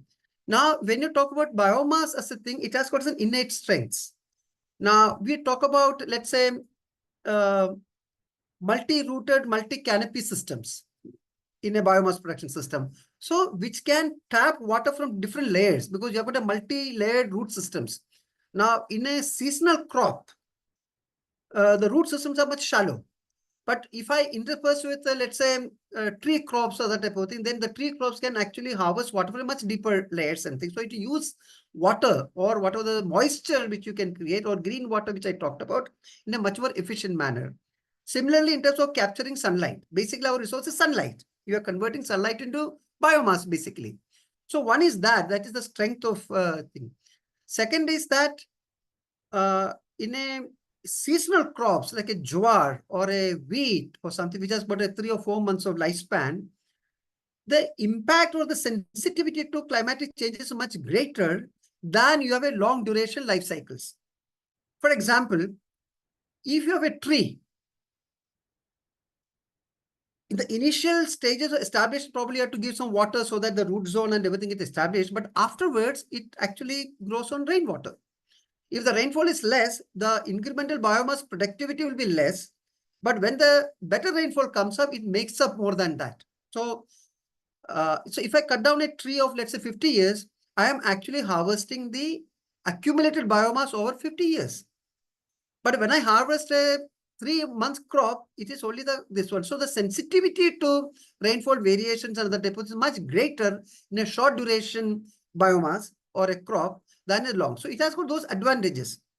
And also a very interesting thing that called whenever there's a water stress, if you've seen, if you see why the vegetations in the desert conditions are always cacti and not broad-leaved this, because there is very less evapotranspiration taking place from this. Or there is a phenomenon called stomata closure.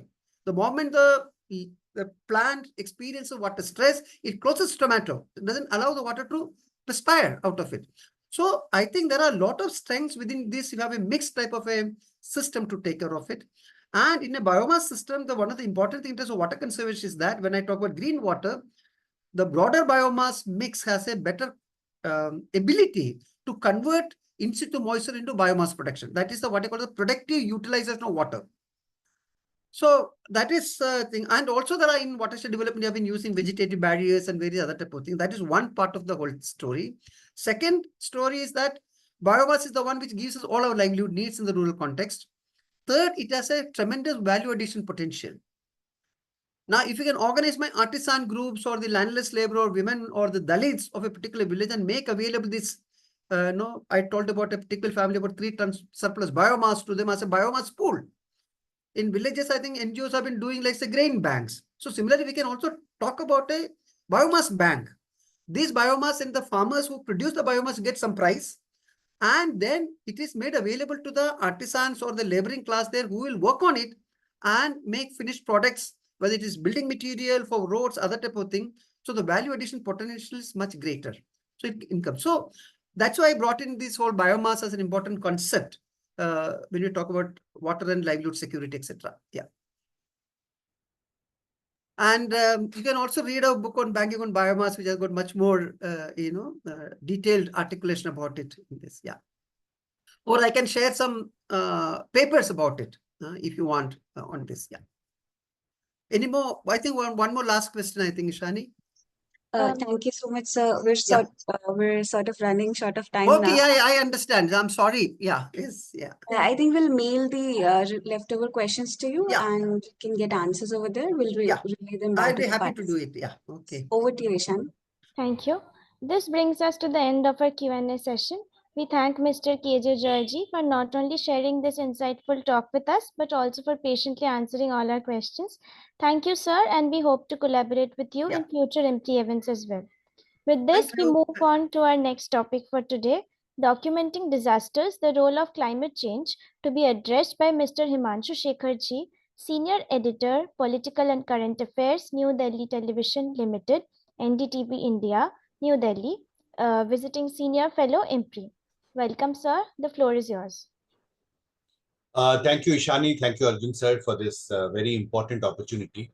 And I think we can just start with my first ground report. Actually, I've selected some 5-6 ground reports that I've shot in recent months on the larger environmental governance related challenges that India is facing today, from climate change to water crisis, to the abnormal changes in weather. And all this at some point gets added up and is creating that larger problem and the changes that we see in the weather around us.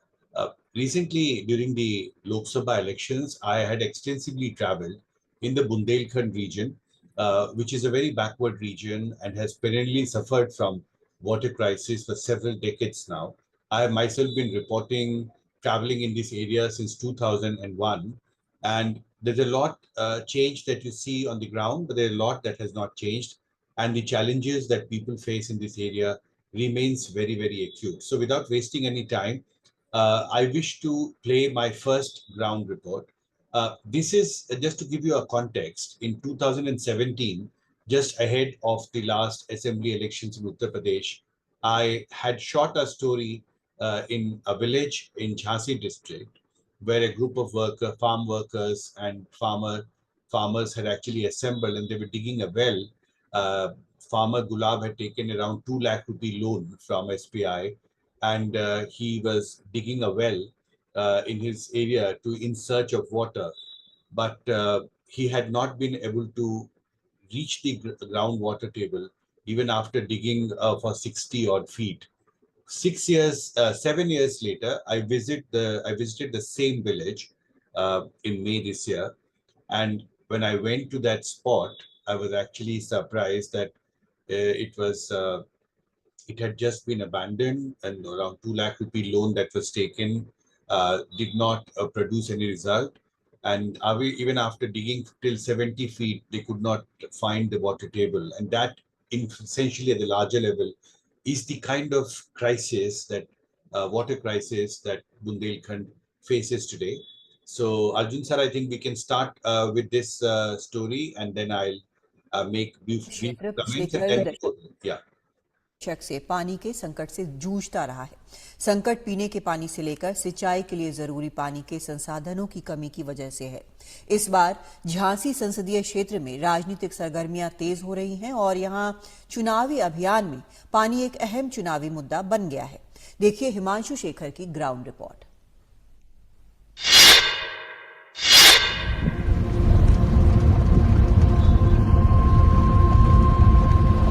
फरवरी 2017 में NDTV की team जब झांसी के अमरपुर गांव पहुंची थी तो पानी के संकट से जूझ रहे किसान गुलाब बैंक से लोन लेकर कुआं खोद रहे थे। ये काम वो 2014 से लगातार कर रहे थे, लेकिन 3 साल की खुदाई के बाद भी पानी नहीं निकला था।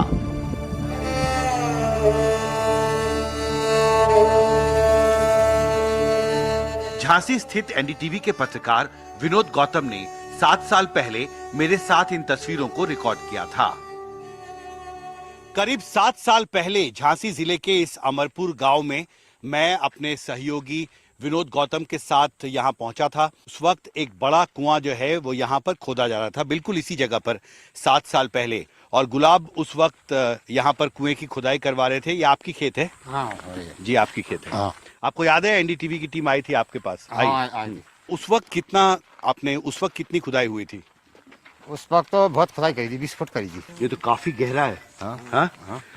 उस वक्त भी काफी आप खुदाई कर चुके थे और तब से तो बहुत ज्यादा हुआ। खुदाई काफी हो चुकी है। हाँ? 70 फीट तक हो चुकी खुदाई यहाँ पे। 65-70 फुट न हुआ। अभी भी कोई पानी नहीं दिख रहा नीचे। करीब 70 फुट की खुदाई के बाद भी यहाँ पर झांसी जिले के इस अमरपुर गांव में, जो करीब 30 किलोमीटर दूर है झांसी शहर से, वहां पर अभी भी This is an ad break.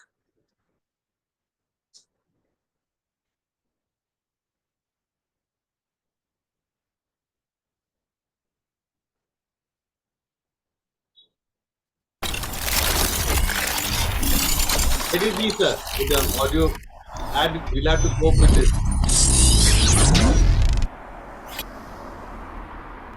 We'll start in 5 seconds.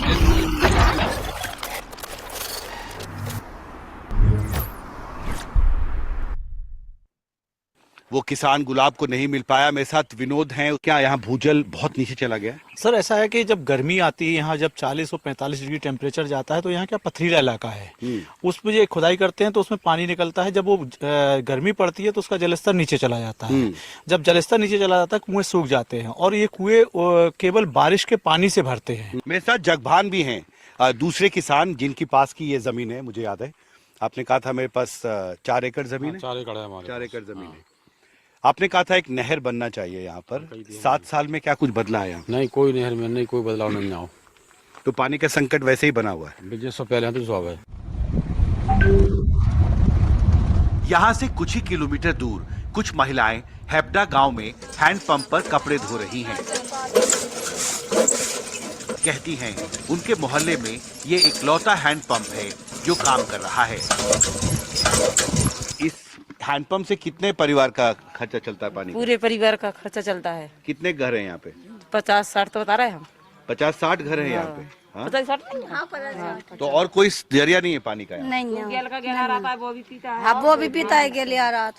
कौन गिलिया मतलब? गेल से आदमी निकलते हैं।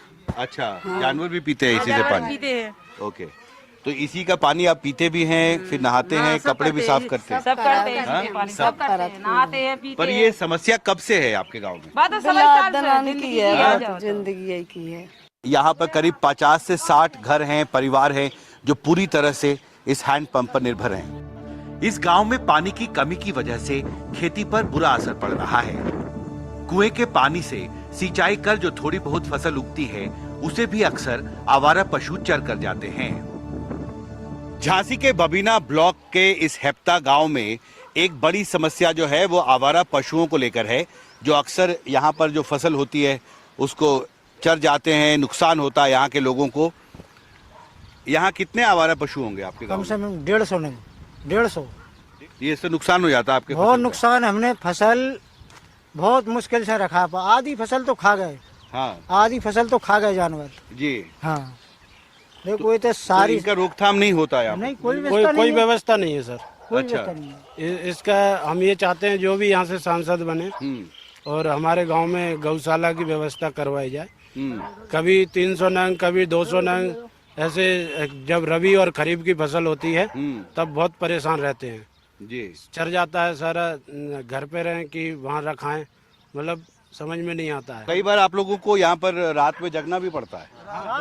रात भर जगते हैं। बुंदेलखंड में गर्मी तेजी से बढ़ रही है और यहाँ की बड़ी नदियाँ और जलाशय सूखते जा रहे हैं। बुंदेलखंड का इलाका देश के सबसे पिछड़े इलाकों में गिना जाता है और यहाँ पर विशेष तौर पर गर्मी के सीजन के दौरान पानी का जो संकट है उससे किसानों को और आम लोगों को जूझना पड़ता है। विनोद, ये बेतवा नदी है, अभी मई का महीना है और अभी ये आधी सूख चुकी है। ये जब गर्मी पड़ती है, जब भीषण गर्मी है, अभी तो ये कम सूखी हुई है। जब गर्मी और पड़ेगी, जब मई का लास्ट होगा, जून की शुरुआत होगी, तो ये नदी और सूख जाएगी। ये चूंकि यहाँ से इस नदी के माध्यम से आप बुंदेलखंड के अधिकतर इलाकों में सिंचाई के लिए पानी जाता है। पानी का ये संकट झांसी और बुंदेलखंड में एक अहम चुनावी मुद्दा बन गया है। पानी की किल्लत सिर्फ गांव तक सीमित नहीं है, पानी संकट की गूंज झांसी और बुंदेलखंड के दूसरे बड़े शहरों में भी सुनाई देती है। बीजेपी, कांग्रेस और बसपा समेत हर दल पानी को लेकर वादे कर रहा है। प्रधानमंत्री ने बुंदेलखंड को सबसे बड़ी सौगात दी, वो है 2 नदियों को जोड़ने की, केन और बेतवा नदियों का। इसकी वजह से जब वो कंप्लीट हो जाएगा तो हम बेतवा जी में बहुत पानी लेके आ सकेंगे। उससे हमारे किसान भाइयों को भी जो तकलीफ होती है, जबकि ये बहुत सारे अभी डैम बन गए थे पिछले कुछ सालों में, पर हर नदी को, हर नाले को, यहाँ पे 6000 बुंदेलकालीन बावड़ियाँ थी, इन सभी को रिचार्ज कर सके। हम जब सांसद बने, हमने हर खेत के अंदर कुएं बनवाने का काम किया जो आज भी है, उससे वाटर लेवल मेंटेन हुआ।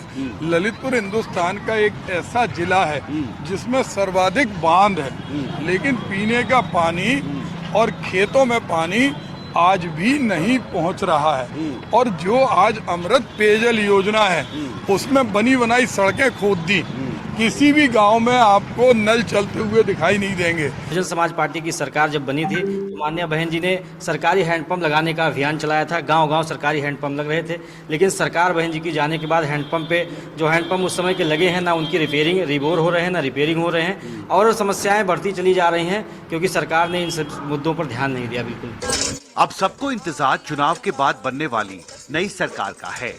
क्या इस बार बुंदेलखंड का भविष्य बदलेगा? झांसी और ललितपुर से मेरे सहयोगी विनोद गौतम और पवन कुमार के साथ Himanshu Shekhar, NDTV India. Thank you very much, Arjun sir. So you saw that how the water crisis was actually developing. Now this, I think, ground report was shot in the first week of May. The temperatures had just begun to go up, and later on it became far more acute. There was another ground report I did, which of course deals with a different kind of problem, that to address this water crisis, the steps have been taken, including the Har Ghar Jal Yojana, where water taps have been installed in village homes in Jhansi. but why this crisis, this water crisis continues. So I shot another story. Arjun sir, we can play the second story.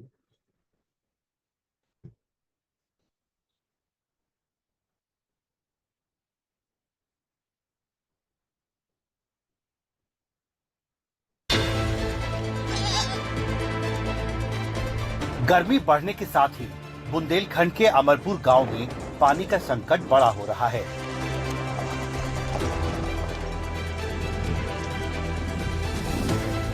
खुशबू इस छोटे से घर में परिवार के 7 सदस्यों के साथ रहती है।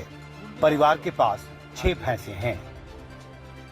इस मोहल्ले में सिर्फ 2 हैंड पंप हैं, जिस पर करीब 300 लोग निर्भर हैं और पालतू जानवर भी। पानी की जरूरत कैसे पूरी करते हैं? पानी की कुछ नहीं, कोई खेत से लाता, कोई टैंकर से लाता। हाँ, ऐसी जरूरत पूरी कर रहे हैं। जी, तो यहाँ पर एक हैंड पंप है आपके घर के सामने, तो उस हैंड पंप से कितने परिवारों का पानी का इस्तेमाल? यहाँ पूरा वो तो मोहल्ला है जी, पूरा मोहल्ला। तो ऐसे कितने हैंड पंप हैं आपके गाँव में? बस 2 है जी मोहल्ले में।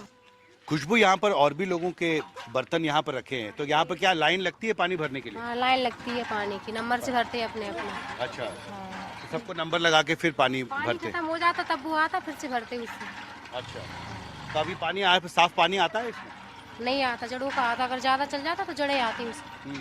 तो पीने के पानी के लिए फिर आप कहाँ से पानी लाते हैं अम्मा? छान के पी लेते हैं। हाँ? छान के पी लेते हैं। छान के पीते हैं इसी पानी को? और कोई रास्ता नहीं है यहाँ पर?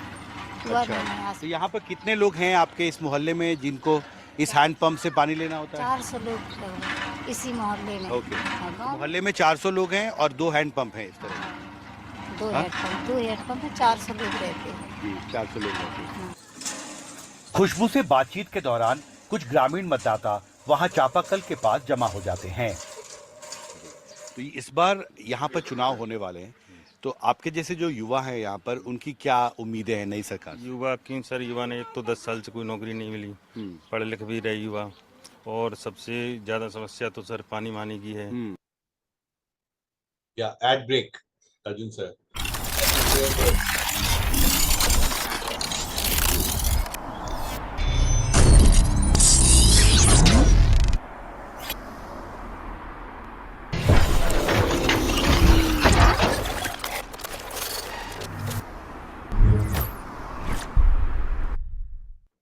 सरकार को करना होगा इस इलाके के लिए? नई सरकार को जैसे सड़कें सुधर जाएं और पानी की सुविधा हो जाए, और जो बीड़ा बुंदेलखंड विकास प्राधिकरण आ रहा है उसमें किसानों की सुनी जाए। जो बड़े अधिकारी हैं, अभी तक हमारे यहाँ कोई गांव में आए नहीं बड़े अधिकारी। हेडपंपों में पानी ही नहीं है। हेडपंपों में पानी ही नहीं है। तो क्या जो वाटर लेवल नीचे चला गया है? वाटर लेवल ऐसा नीचे चला गया कि अभी जो हमने गेहूँ बोया था, तो गेहूँ में पानी देने की बहुत परेशानी आई थी हम लोगों के लाने। कुआं मुआ तो पूरी सूख गए थे, जो बोर हैं गहरीकरण बोर, तो उन्हीं से काम चला। इसके बाद ओलावृष्टि हो गई, पूरी फसल नष्ट हो गई। जी, तो भूजल जो है बहुत नीचे चला गया है, यानी बहुत। आप जैसे कुआं खोदते हैं तो कितना खोदने के बाद पानी मिलता है? कम से कम 40 हाथ। 40 हाथ कितना फीट हुआ? 60 फीट। 60 फीट पे पानी मिलता है। मिलता भी नहीं है उस पे, मिलता 60 फीट पे भी नहीं मिलता, उससे नीचे है। जब 100 फीट और 150 फीट के नीचे करते आसपास, इसके उस पे 1 इंची 1.5 इंची पानी मिलता है मुश्किल से। हाँ, सरकार ने एक मतलब इसकी जो समस्या का समाधान करने के लिए हर घर नल जो योजना लाए थे नमामि गंगे के तहत, उसके तहत प्रयास किया, लेकिन गांव-गांव पाइपलाइन तो डाल दी गई हैं, टंकियां बन गई, लेकिन उनमें पानी अभी सप्लाई नहीं किया गया, जिसके कारण यहाँ जो बुंदेलखंड जो झांसी का जो ये पिछड़ा इलाका है, यहाँ जहाँ पानी का सबसे बड़ा पेयजल संकट रहता है, उसके जो नमामि गंगे के तहत जो पेयजल योजना बनाई गई थी, उससे पेयजल संकट दूर करने की प्रयास किया गया था सरकार के द्वारा। जब उसमें पानी नहीं आया तो पानी ना आने की वजह से आज भी संकट वो जस के तस है। आप स्वयं देख रहे हैं कि गांव-गांव लोग पेयजल के लिए परेशान हैं, अपने मवेशियों के लिए पानी नहीं है, खेती के लिए पानी नहीं है। मतलब उनके लिए एक प्राकृतिक जो बारिश होती है वही सारा होता है। उसके तहत जब खेतों में जब पानी, तो तालाबों में पानी भर जाएगा, कुओं में पानी भर जाएगा, तो वो एक रबी की फसल ही केवल कर पाते हैं, जो खरीफ की फसल है वो नहीं कर पाते हैं, जिसकी वजह से यहाँ के लोगों को बड़े स्तर पे जो पलायन हो जाता है, वो केवल जो यहाँ की जमीन असिंचित है उस वजह से यहाँ का पलायन हो जाता है। अमरपुर गांव से कुछ ही किलोमीटर दूर हेब्दा गांव में जब एनडीटीवी की टीम पहुंची तो वहां भी हालात करीब करीब ऐसे ही थे। आप यही रहते हैं गांव में? हाँ, है ही रहती। तो इस हैंडपंप से कितने परिवार का खर्चा चलता है पानी? पूरे परिवार का खर्चा चलता है। कितने घर हैं यहाँ पे? 50-60 तो बता रहे हैं हम। 50-60 घर हैं यहाँ पे? हाँ? 50-60 नहीं। तो और कोई जरिया नहीं है पानी का? नहीं है। गेल का गहरा रहता है वो भी पीता है। हाँ वो भी पीता है गेलिया रात। कौन गिलिया मतलब? मतलब गेल से आदमी डिस्टर्ब निकलते हैं। अच्छा, जानवर भी पीते हैं इसी से पानी? पीते हैं। ओके, तो इसी का पानी आप पीते भी हैं, फिर नहाते हैं, कपड़े भी साफ करते हैं? सब करते हैं। हाँ? पानी सब करते हैं, नहाते हैं, पीते पर ये समस्या कब से है आपके गांव में? बात जिंदगी है। जिंदगी यही की है। मैंने आप बचपन से आपका बचपन से जब से आए जब से ऐसा ही दिख रहा है। तो इस हेब्दा गांव में जो ये हैंड पंप है, इस पर यहाँ पर करीब 50 से 60 घर हैं, परिवार हैं जो पूरी तरह से इस हैंड पंप पर निर्भर हैं। इस गांव में पानी की समस्या कब से है?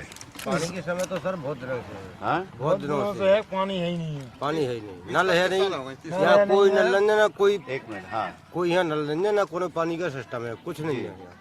तो ये क्या पिछले कई दशक से? कई 10 साल 15 साल से है ही नहीं है पानी, ना लेन पाइप है, कुछ भी नहीं है, कोई वो नहीं है, बिजली भी टाइम से नहीं आती है। बिजली भी टाइम से नहीं आती है। पानी है ही नहीं है, और पानी है ही से वही खराब हेडपम्प डला है। ये हेडपम्प है, इतने पूरे मोहल्ले में इतना बड़ा हेडपम्प है, एक हेडपम्प है एक। आपके घर में कितने घंटे बिजली आती है? 1 घंटे आता बस, फिर नहीं आता और रात भर कट जाए घंटा रात भर सिर्फ 1 घंटे 2 घंटे बिजली आती है गर्मी में। गर्मी में? घबराहट होती खूब कुछ नहीं होता जी। हाँ। तो ये ऐसे बिना पंखा के आप लोग रहते हैं? बिना पंखा के? हाँ। अच्छा, तो बाकी समय जब गर्मी नहीं रहती है तो कितने घंटे बिजली आती है? हाँ, सर्दियों में तो और ही कम आती। और कम आती है? हाँ, तब तो और के किसान पानी ले ले खेतन में मोटर चला के। ये एक समस्या है, महत्वपूर्ण बात इन्होंने कही, क्योंकि जब बिजली की सप्लाई बहुत कम होती है तो इससे वाटर पंप चलाना भी मुश्किल होता है। ऐसा है कि जो यहाँ आते हैं वो सब ऐसे हाल किया जाते हैं, फिर बाद में कोई नहीं है। आज तक मान लो शौचालय चले यहाँ तमाम चले, हमारे एक भी शौचालय नहीं है गाँव को। अच्छा, कहीं के शौचालय गांव में शौचालय नहीं है यहाँ पर? सरकारी नहीं, कोनो नहीं बनी, तो बाहर जाने पर रोड पे। फिर क्या रोड पे गंदगी फैला रहा है, तब घरे बने जाए तो का खोजे बाहर। घर में शौचालय बन जाए तो अच्छा होगा। वही वो अच्छा का खोजे हैं फिर तमाम, फिर कहीं वो गंदगी फैल रही, जो हो रहा वो हो रहा। झांसी संसदीय क्षेत्र में 20 मई को चुनाव होने वाले हैं। इसको लेकर बुंदेलखंड के ग्रामीण क्षेत्रों में उत्साह भी है और उम्मीदें भी कि नई सरकार के गठन से इस पिछड़े इलाके में हालात बेहतर होंगे। क्या ये हर दिन आवारा पशु आते हैं यहाँ पे? हर बार रात के परेशान हो तो बहुत ज्यादा, बहुत परेशान बहुत परेशान है। बिल्कुल पूरे जड़कारी भरे से खेतन पर डरी रहता है और तो ही खा जाता ही रह जाता। तो आपने ये झाड़ वो सब लगाया है यहाँ पे, तार लगाया? तार जार सब लगा रहा तो खा जा रहा है, तब भी घुस जाते? तब भी घुस जा रहा है, कूद कूद के जा रहा है, ऐसे ऊँचे बुलाते हैं ढूर कुत्ता ना कहीं, बहुत सारी हैं।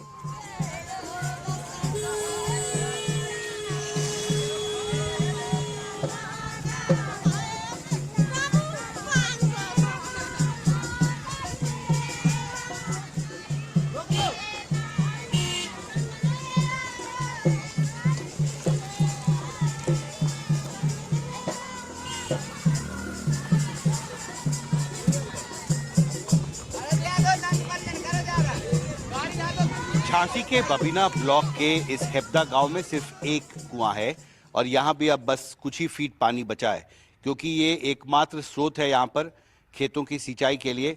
और यहाँ पर अभी सिर्फ कुछ ही फीट पानी बचा है और इससे यहाँ पर बहुत ही सीमित खेती जो है वो की जा सकती है। कब से आप इस्तेमाल कर रहे हैं इस कुएं का? लंबे समय से? वो तो हमें पता नहीं है, वो तो हम छोटे थे तब से इस्तेमाल चल रहा है। पर यहाँ पर बहुत कम पानी बचा। आप दिखाइए, देखिए ये तो सिर्फ 2-3 फीट पानी है बस। हाँ, तो इसके तो बहुत गंदा पानी है, इसको तो आप पीने का पानी तो इस्तेमाल नहीं कर सकते? नहीं, हेडपंप से पी लीजिए।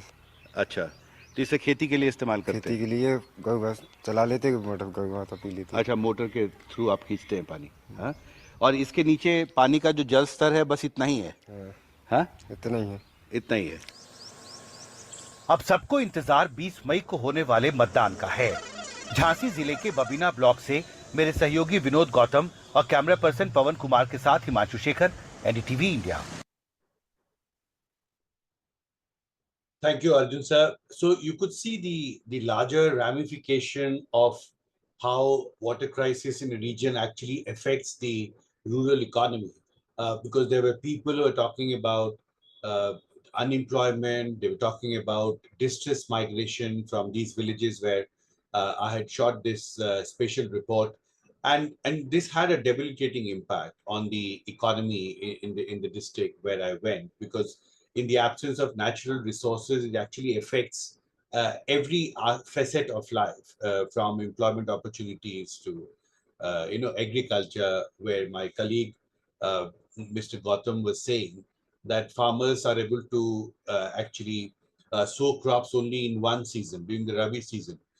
You have tracts of land, but you can't use it because there is no water available. And that was also the sentiment that I saw across many villages that I visited. So now, Arjun sir, quickly we can go to my story number 4. I'll come to the Wayanad story after this, where I did a ground report. Now we move from Bundelkhand to Western UP, and this is one area which has faced the brunt of climate change. And my ground report here is based on a couple of case studies of farmers who had sown wheat, but the losses that they incurred actually has forced them to move to other crops, and that has ramifications for India's food security. So I think we can play quickly this video now. A look at the climate change impact on wheat yield. The abnormal changes in weather are scaring farmers, and after the heat wave in April, farmers are now fearful of what lies ahead during the forthcoming Kharif season. Here's a report. Wheat farmer Mahendra Singh is getting increasingly tense as climate change has begun to seriously impact farming in his village. He had sown wheat in his 1-acre farmland in the Gadana village of UP's Modi Nagar during the Rabi season this year. The unseasonal rain and hailstorm in March destroyed almost half of his wheat crop. The abnormal changes in weather have begun to scare him. After the heat wave in April, he is now fearful of what lies ahead during the forthcoming Kharif season. The Met Department has forecast a normal monsoon, but he says only God can save farmers. In many parts of western Uttar Pradesh, the above normal temperature in February had a bad impact on wheat crops. And then the unseasonal rain and hailstorm in the month of March destroyed wheat crops in many parts. Mahendra Singh lost a significant part of his wheat crop in March, and he is now fearful of what will happen during the Kharif season. वो गेहूं की फसल बर्बाद हो गई है, उसमें हमें काफी नुकसान रहा, जबकि वो 11-12 मन बीघे की निकलनी थी, उसमें 6-7 मिला, 6-7 मन बीघे का मिला, और उससे काफी परेशान है. आगे की फसल में मौसम में बदलाव है, कभी घटा आ जाती है, कभी ज्यादा धूप आ जाती है, उससे जो काफी परेशानी है. उसमें ये है कि पता नहीं क्या होगा आगे. Just a few yards from Mahendra Singh's farm, Shamuddin is harvesting the ready wheat crop. Yeah. This is a break, just 15 seconds.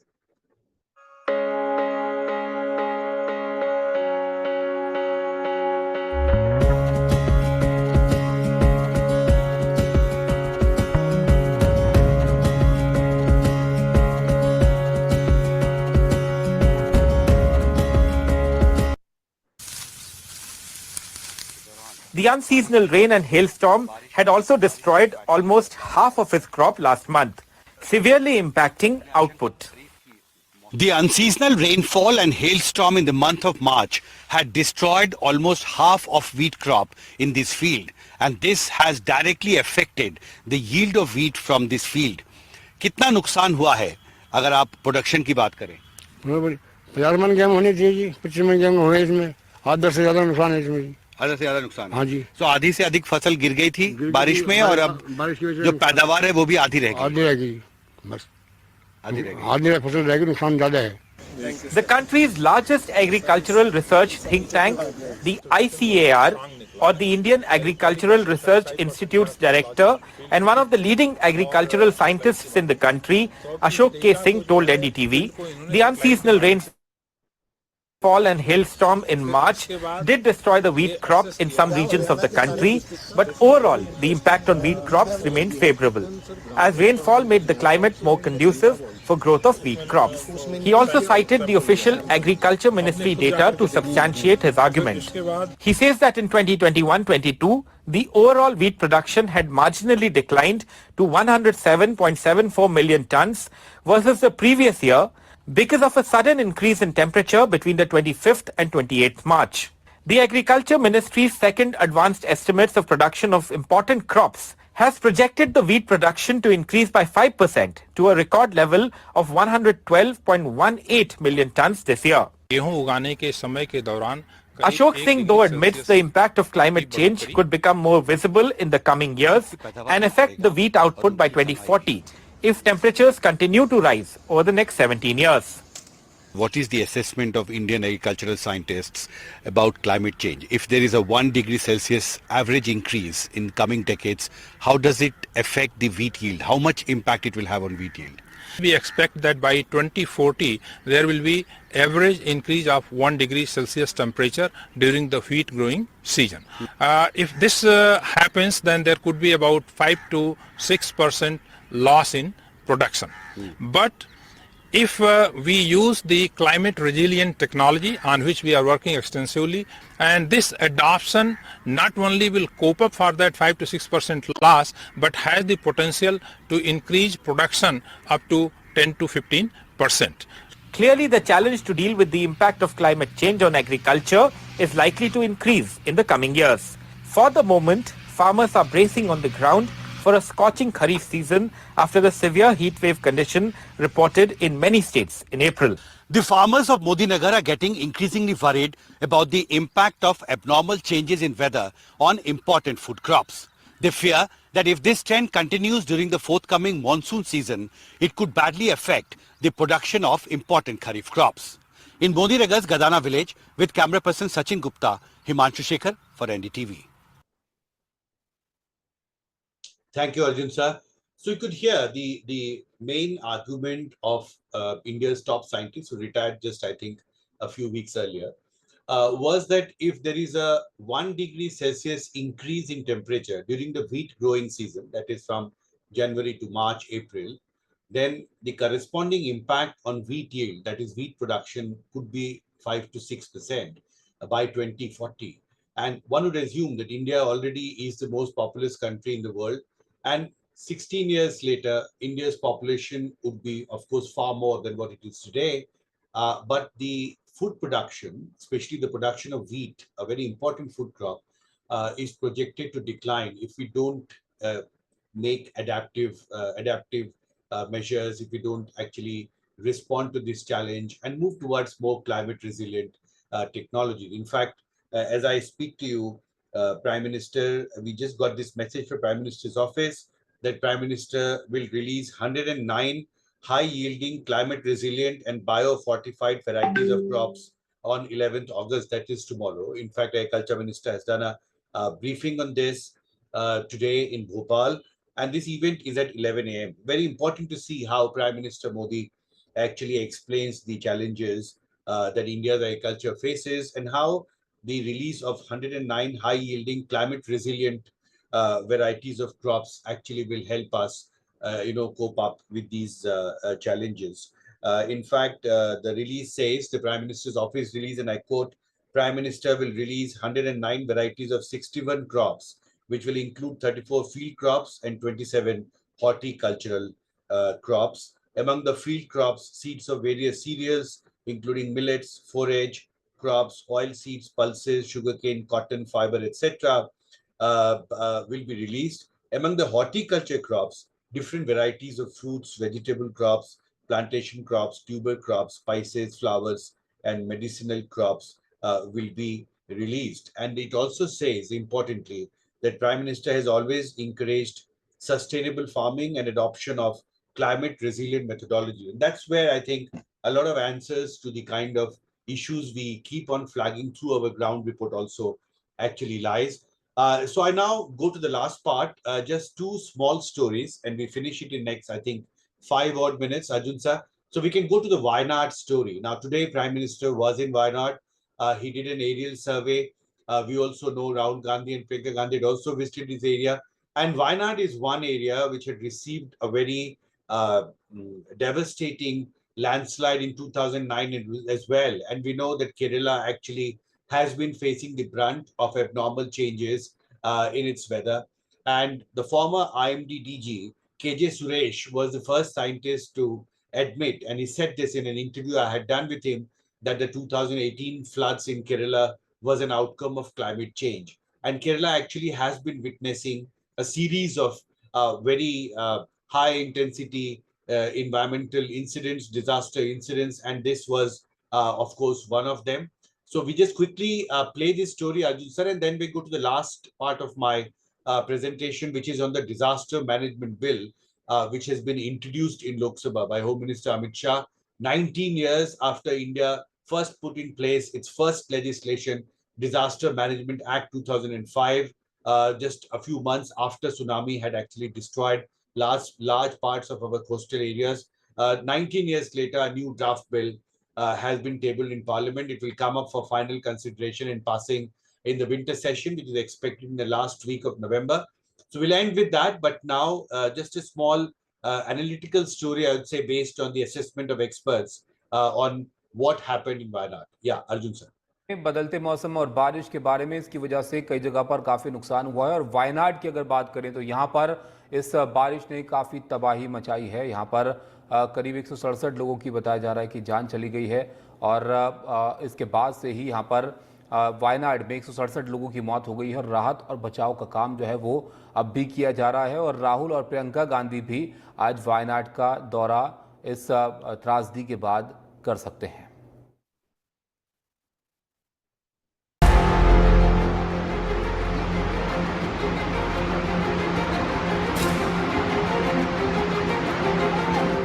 Wayanad में जो भयंकर हादसा हुआ, क्या उससे स्थानीय लोगों को बचाया जा सकता था? जब इस इलाके में 29 जुलाई की रात से तेज बारिश शुरू हुई, तो क्या स्थानीय लोगों को चेतावनी दी गई थी कि वो सुरक्षित जगहों पर चले जाएं?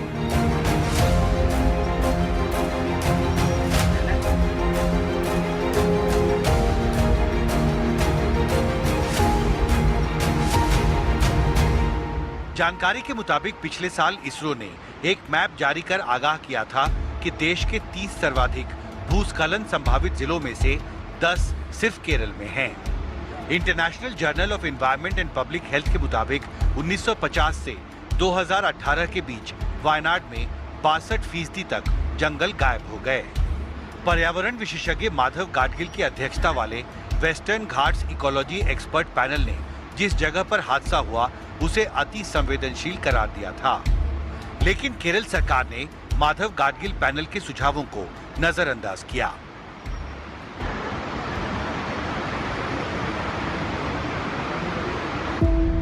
भारतीय मौसम विभाग के मुताबिक 29 जुलाई की रात से 30 जुलाई के बीच वायनाड इलाके में 34 सेंटीमीटर तक बारिश रिकॉर्ड की गई, जो औसत से काफी ज्यादा है।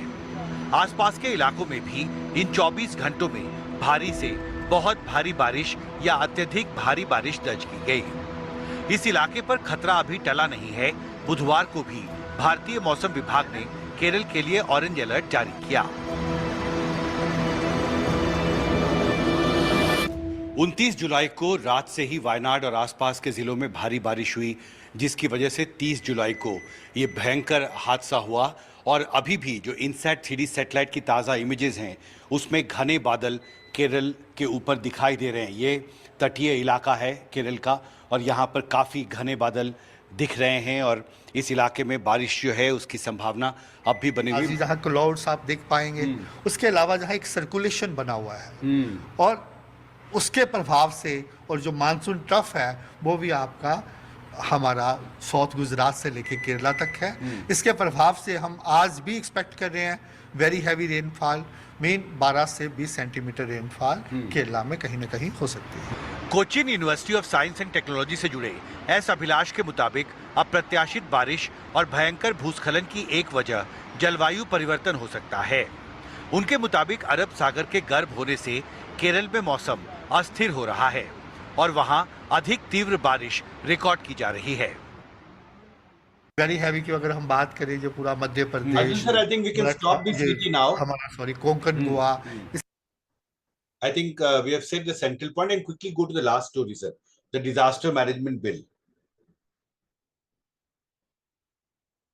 In the how the government actually is now responding, and just to give you an additional input, a draft notification has also been issued by Ministry of Environment to ban all kinds of mining, quarrying, and sand mining activity in a 56,000 square kilometer area in the Western Ghats, spread across 6 states. Now, this decision was taken last week, a few days earlier, and we did lots of reporting on this. And this was a kind of a response to what had happened in Wayanad, because Madhav Gadgil panel actually has been flagging this issue, that this is ecologically a very, very sensitive area.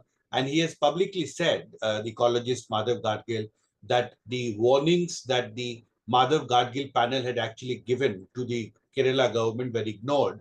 And that is why such a big disaster in Wayanad actually has happened, because we are not responding to the ecological changes and the sensitivities of the Western Ghat region. And that's why government now, in a very, very significant decision, has proposed to ban all kinds of mining, quarrying, and sand mining activity in a 56,000 square kilometer area, as I said, spread across 6 states, including 10,000 square kilometers in Kerala, and around 13 villages in and around the Wayanad, where the disaster actually happened. So I just quickly go back to the last ground report I wanted to share.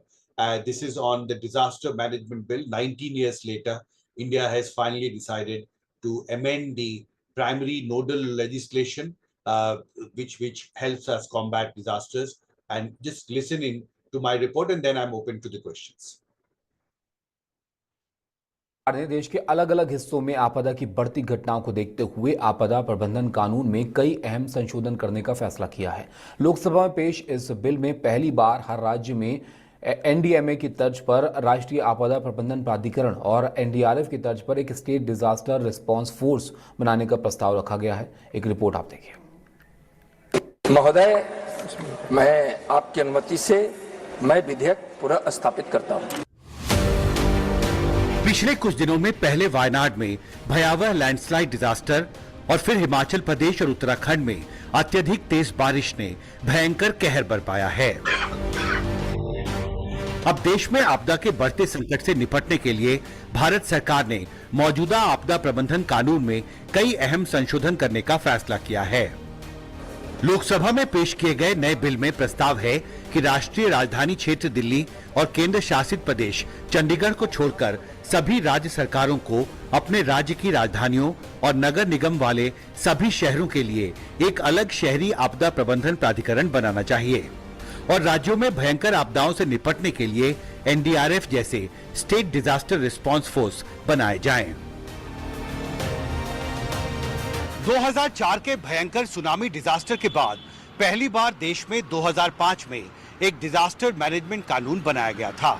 पिछले 19 साल में जलवायु परिवर्तन और कई दूसरी वजहों से देश में आपदा की घटनाएं लगातार बढ़ती जा रही हैं और इस बढ़ती चुनौती से निपटने के लिए राज्य स्तर पर आपदा प्रबंधन व्यवस्था को और बेहतर और कारगर बनाने के लिए सरकार ने डिजास्टर मैनेजमेंट कानून में कई महत्वपूर्ण संशोधन करने का फैसला किया है। दिल्ली से बीजेपी के सांसद मनोज तिवारी ने कहा कि संशोधनों के बाद राज्य आपदाओं से जल्दी और बेहतर तरीके से निपट सकेंगे। ये बहुत ही आवश्यक हो गया था और मैं इसके लिए देश के गृह मंत्री का धन्यवाद करता हूं।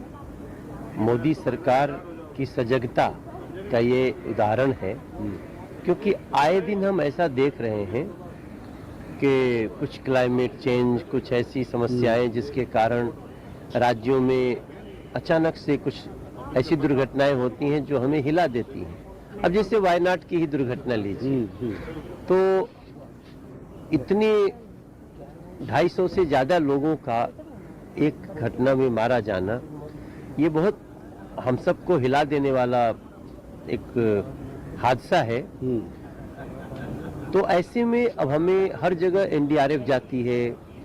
एनडीआरएफ के पहुंचने में कभी कभी समय भी लगता है।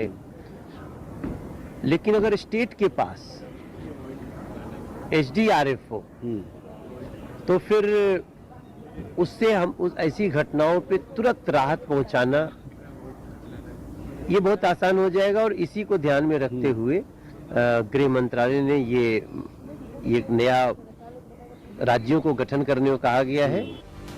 पिछले कुछ साल में बड़ी आपदाओं में एनडीआरएफ बचाव दल देरी से पहुंची थी। उत्तर प्रदेश के डीजीपी रहे सांसद ब्रिजलाल कहते हैं, राज्य सरकारों को अब अपने यहाँ स्टेट डिजास्टर रिस्पांस फोर्स बनाना जरूरी होगा, जो बहुत फायदेमंद होगा। तो ये जो एसडीआरएफ का प्रस्ताव है, शहरों में जो state urban disaster management authority है, तो ये जो है प्रस्ताव बहुत अच्छा है इस बिल का। और ये जो तमाम जगह डिजास्टर हो रहे हैं, अभी वायनाड में हुआ, पहाड़ों में हो रहा है, तो इसके वजह से ये काफी क्विक रिस्पांस होगा और तमाम इसका समाधान हो जाएगा। सरकार के सामने अब चुनौती है कि इस बिल पर राजनीतिक सहमति बनाकर इसे देश भर में जल्दी से जल्दी लागू किया जाए। दिल्ली से कैमरा पर्सन प्रेम सिंह के साथ Himanshu Shekhar, NDTV India.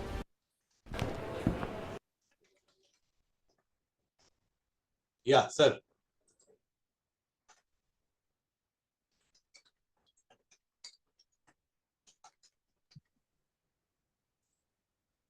Thank you so much, sir. Sir, would you like to add a few comments, or should we proceed to no, the we can just Q&A? go because I think we are already beyond the time. So we can just go to the questions straight away.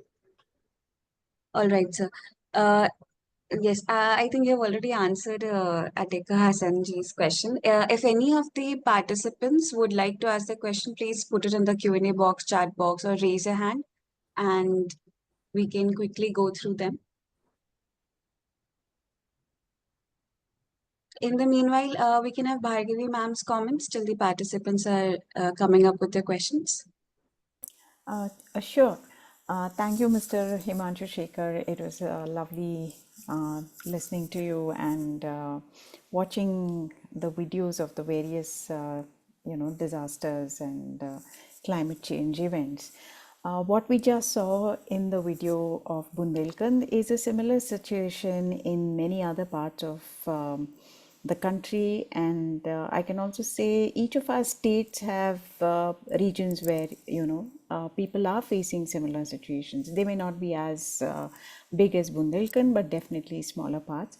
And another major reason people are facing water related issues today are the land diversion projects. In the context of climate change, while IPCC has said that land tenure security is very important, we are also constantly diverting land. And when land gets diverted, it could be commons, it could be forest land, it could be various other kinds of lands, and once land goes away, water that is part of that chunk of land also gets diverted, right?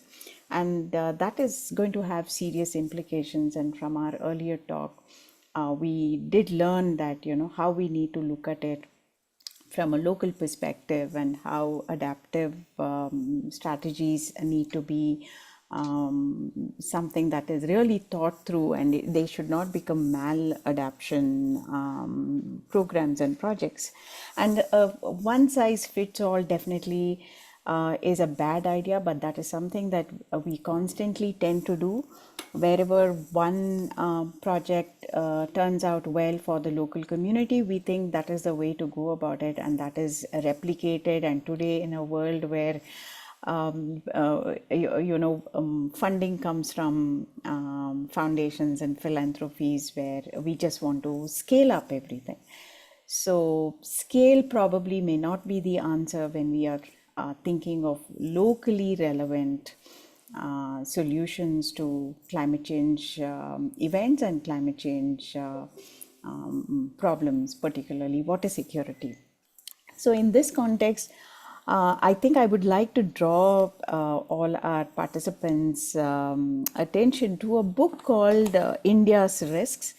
It says India's Risks democratizing the management of threats to environment, health, and rules. And this is how it looks. It is edited by Rafael Moore and MV Rajiv Gowda. It has three very interesting sections. One is disasters and environment, one is public health, and the other one is science and technology. All three areas focus on what needs to be done, what are the challenges, how things have worked, how things have not worked, and you also get to understand who makes the decisions. And there is one particular essay which is about Article 39 and environmental decision making in India. I would urge all of you all to go through, because Article 39 again is a very important part of our constitution, which talks about distribution of resources. And it also says that resources should not be held by any one person. So I would again urge all of you all to read what Article 39 says.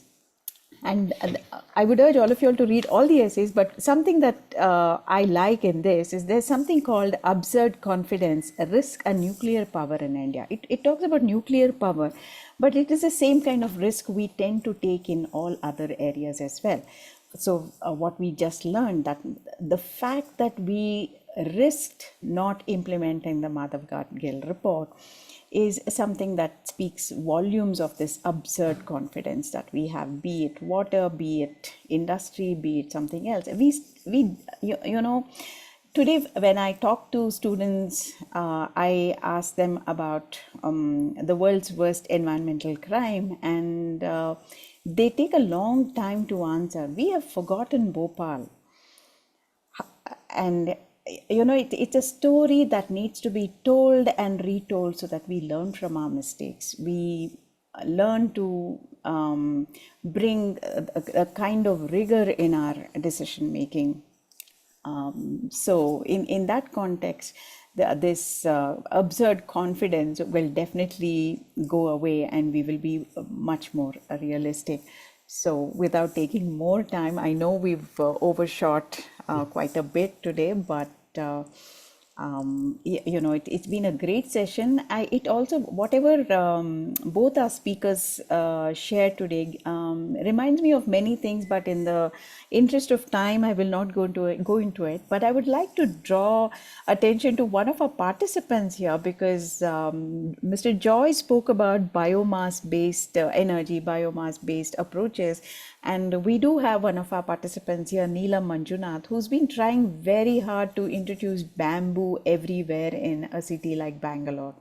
So, you know, maybe at some point when we are talking to participants, she can share how she's been working with the city municipality to ensure bamboo is introduced. So similarly, we, you know, there are many such examples, but yes, it has been a great session, a lot of food for thought for the weekend until we meet next week over for another fantastic session. So with that, thank you so much. It was lovely listening to you, Mr. Shekhar, and thanks for this opportunity to IMPRI and to all of you. Thank you. Thank you for your comments, ma'am. We now open the floor to questions from the participants. Once again, you can either raise your hand or put your questions in the Q&A box or the chat box. We already have a question from Indu KRG. If you could please unmute yourself, you can ask yourself, or we can also read out. I think we can read out. Sir is, I think, typing the answer as well. Sir, if I read out, is it possible you'll answer it live? Yeah, of course. Yes. So the question is that she wants you to please share your views on how media can play a role in shaping a proactive attitude towards water crisis in general, and also how media can broaden our vision on the pros and cons of the crisis on species other than humans. Well, I think media has a very, very central role.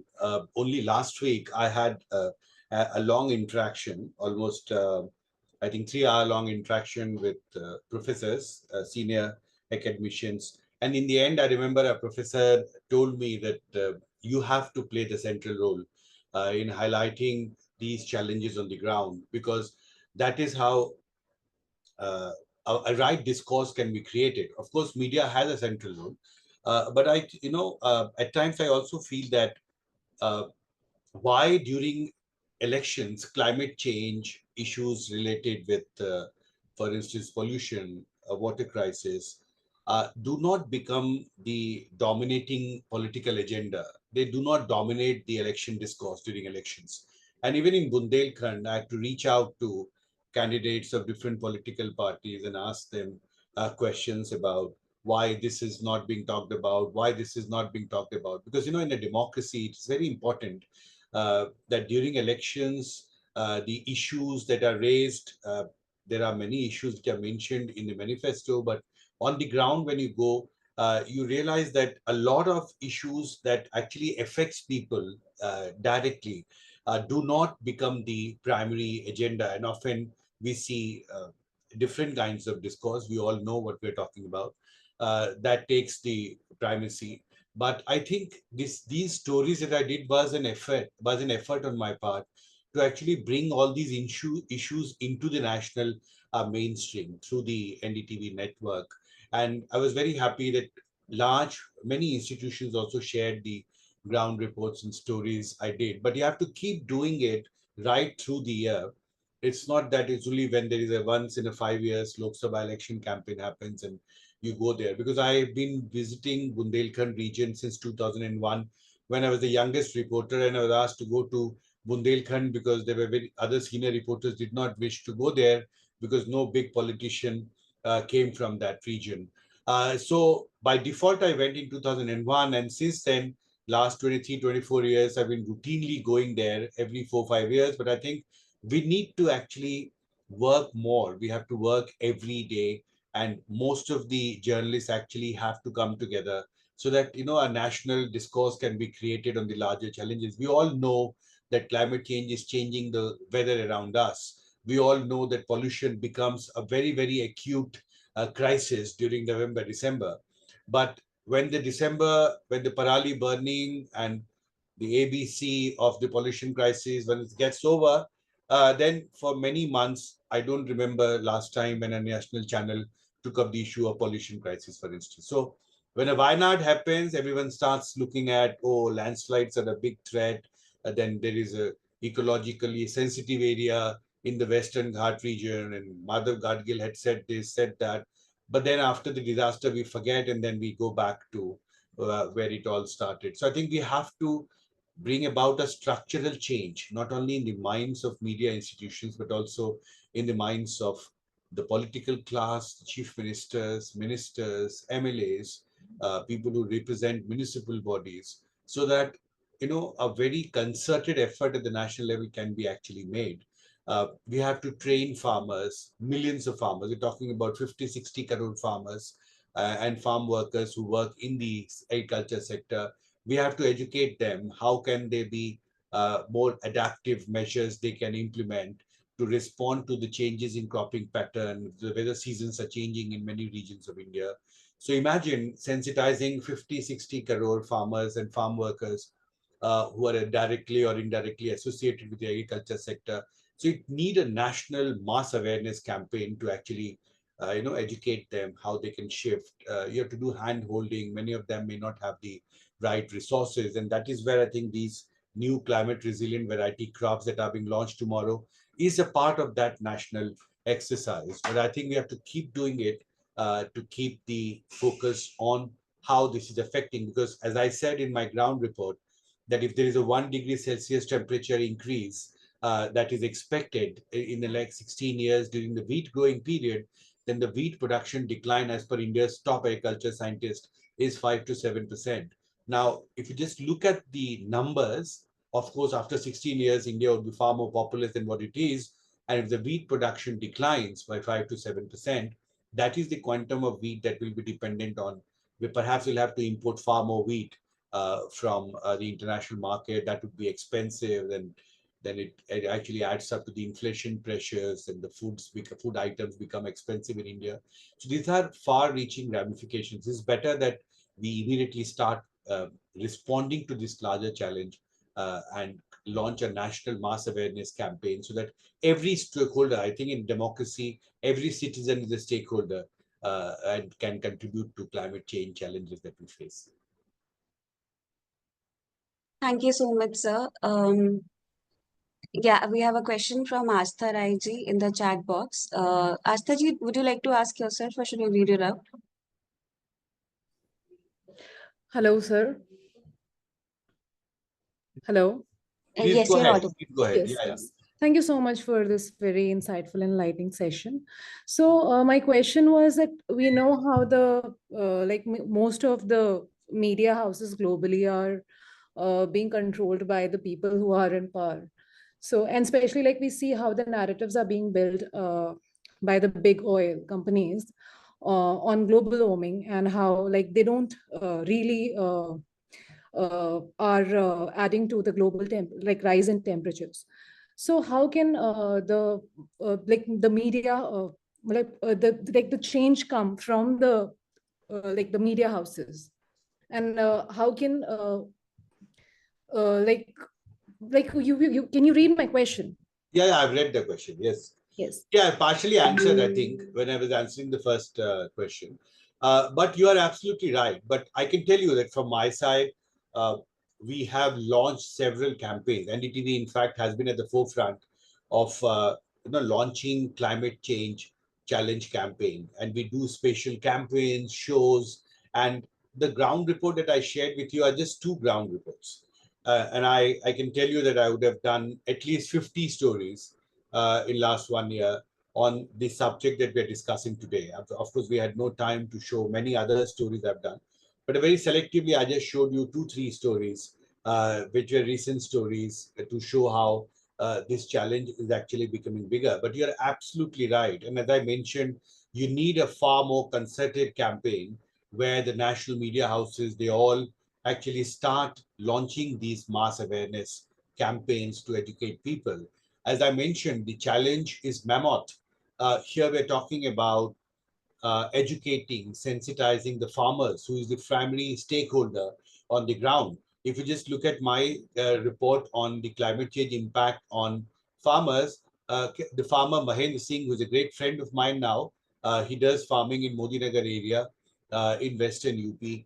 And he told me very categorically, and he was not alone in that Gadana village in Modinagar, where I've been visiting since last 5-6 years, who has changed the crop. Because you see, it matters. In that village, there were at least 10 farmers I know personally who did not sow wheat because in the last season, because of unseasonal hailstorm, the large part of the wheat crop was damaged, and they had invested a lot of money and they could not recover that money. So the next season, when it came, the Kharif season, they all went for sowing sugarcane crop, which is far more resilient and can withstand the vagaries of nature. So these structural changes that are now happening at individual level, where farmers are increasingly getting jittery because they know in every farming season, an average farmer has to invest a lot of money to sow these crops.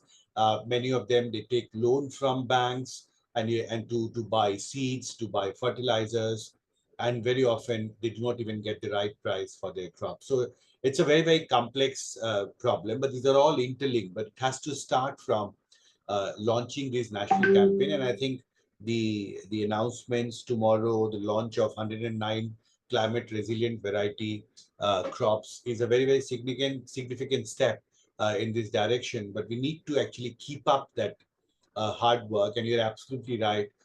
Media houses have to be far more sensitive to address these challenges, and they should be doing far more shows on wildlife adaptation, on the challenges in agriculture and climate change. And I think, as a journalist, I can tell you in last 10 years since I first wrote my research paper on Kashmir floods, that the frequency of the disaster stories has increased in last 10 years. Of course, it has been a very slow process, but there is change, and you see very large deployment of news reporters now in a disaster zone than what it used to happen 10-15 years earlier. But it's a work in progress, and I wish that they take more and more sensitive approach because this is a challenge that affects all of us. Thank you so much, sir. It was good. Thank you, sir. Sir, I had a couple of questions. One was regarding youth of India and its role in the current climate crisis situation. Since you talked a lot about education and awareness amongst the people. My second question is it's regarding one of the clips I saw was the people going to the Char Dham Yatra, and there's a big line at a very small, very narrow pathway. A lot of the people were stuck there. Do you think that in circumstances like this, the government sort of fails to address the tourism capacity of the state? Or in that regard, actually what I wanted to address was that since you mentioned that once the disaster hits, we talk about it and then somehow we do go back to square one.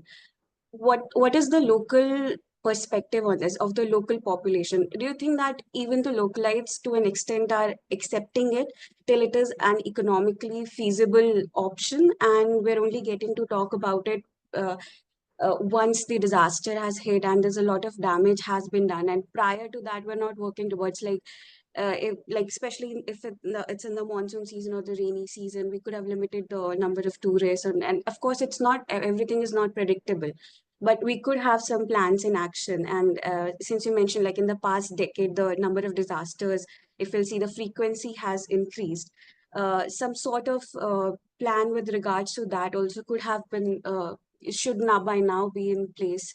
I'm not aware if they are currently in place, but if you could shed some light on that. Well, we have asked, I think, 3 questions. The first is that, of course, youth have a central role. I remember a leading disaster researcher from Japan. His name is Dr. Rajiv Shaw.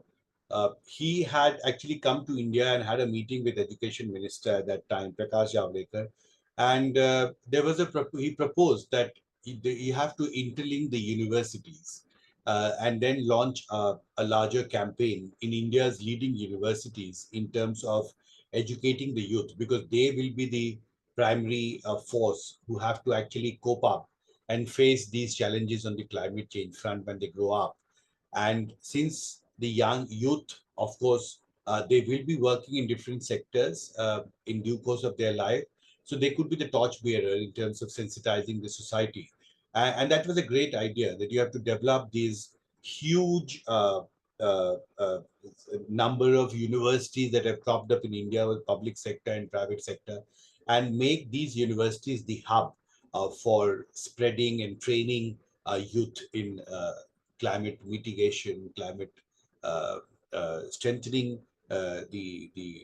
creating a discourse on climate change, the threat that it poses. And need to train them how they, in fact, can be the first responder when a disaster happens in an area close to them. I remember when I was researching on a paper on Sardar Patel's role during Ahmedabad floods of 1918. He was municipal authority chairman of Ahmedabad in 1918. And the first responders that Sardar Patel had chosen were young Congress workers who were told to go to the far-flung areas and start the relief and rescue work, because they were seen as energetic and they had the zeal and the energy to actually work in a very difficult disaster zone. So I think we need to take that thinking forward in terms of launching. I think a lot of process has been initiated. I do see NDMA and NDRF actually launching these small educative programs in schools in Delhi, in other parts of India, and in colleges also such kind of workshops have been held, but you have to increase the frequency of these workshops. As far as Char Dham Yatra is concerned, if I remember correctly, everyone who goes there is nowadays registered. So the authorities and security forces deployed along Char Dham Yatra are aware of the number of people who are going to visit. The number of pilgrims is registered. In fact, if I vaguely remember, there is also a system of biometric verification, and it's only through that you're allowed to actually go in that route. But very often we have seen that because of these vagaries of nature and sudden changes in the weather through this long route, there have been situations of crisis, disaster crisis, whether it is a landslide or a sudden increase in rainfall. So I think you have to weave in the idea of sudden changes in weather when you're actually doing man management planning for this Char Dham Yatra, so that far more resilient structures and processes can be put in place to deal with such vagaries of nature. Because I do know that Char Dham Yatra, of course, needs a lot of effort, and there are people who make a lot of effort to actually go on this yatra, which the numbers, of course, are increasing now every year. And there is a strict monitoring of the pilgrims in terms of biometric authentication, verification, registration of pilgrim. But I think we need to do a lot more in the wake of these challenges, because it's always important that we learn lessons from experiences. And if we ignore those lessons, then of course we become more susceptible to these changes in future. Thank you, sir. This brings us to the end of our Q&A session. Thank you. It's always a pleasure learning from you, sir. We look forward to collaborating with you in our upcoming events as well. I now request our chair, Bhargavi Ma'am ji, to kindly give the closing remarks for today.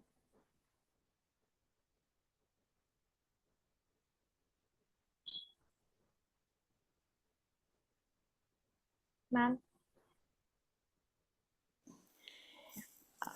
Yeah, I think it was a great session. There's so much food for thought, like I said.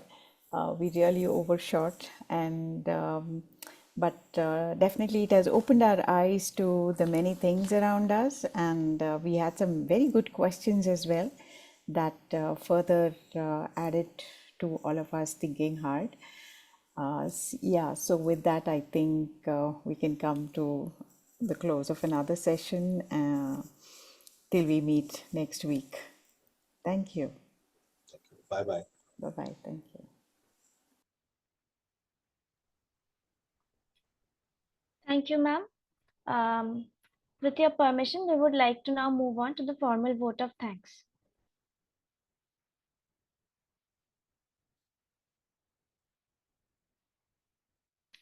Thank you. As we come to the end of day 2 of understanding the nuances of climate change in the Indian subcontinent, Cohort 2.0, an online international monsoon school program, a 2-month immersive online introductory certificate training course organized by IMPRI, I, Ishani Mitra, researcher at IMPRI Impact and Policy Research Institute, would like to propose the formal vote of thanks on behalf of the IMPRI Center for Environment, Climate Change and Sustainable Development, CECCSD, New Delhi.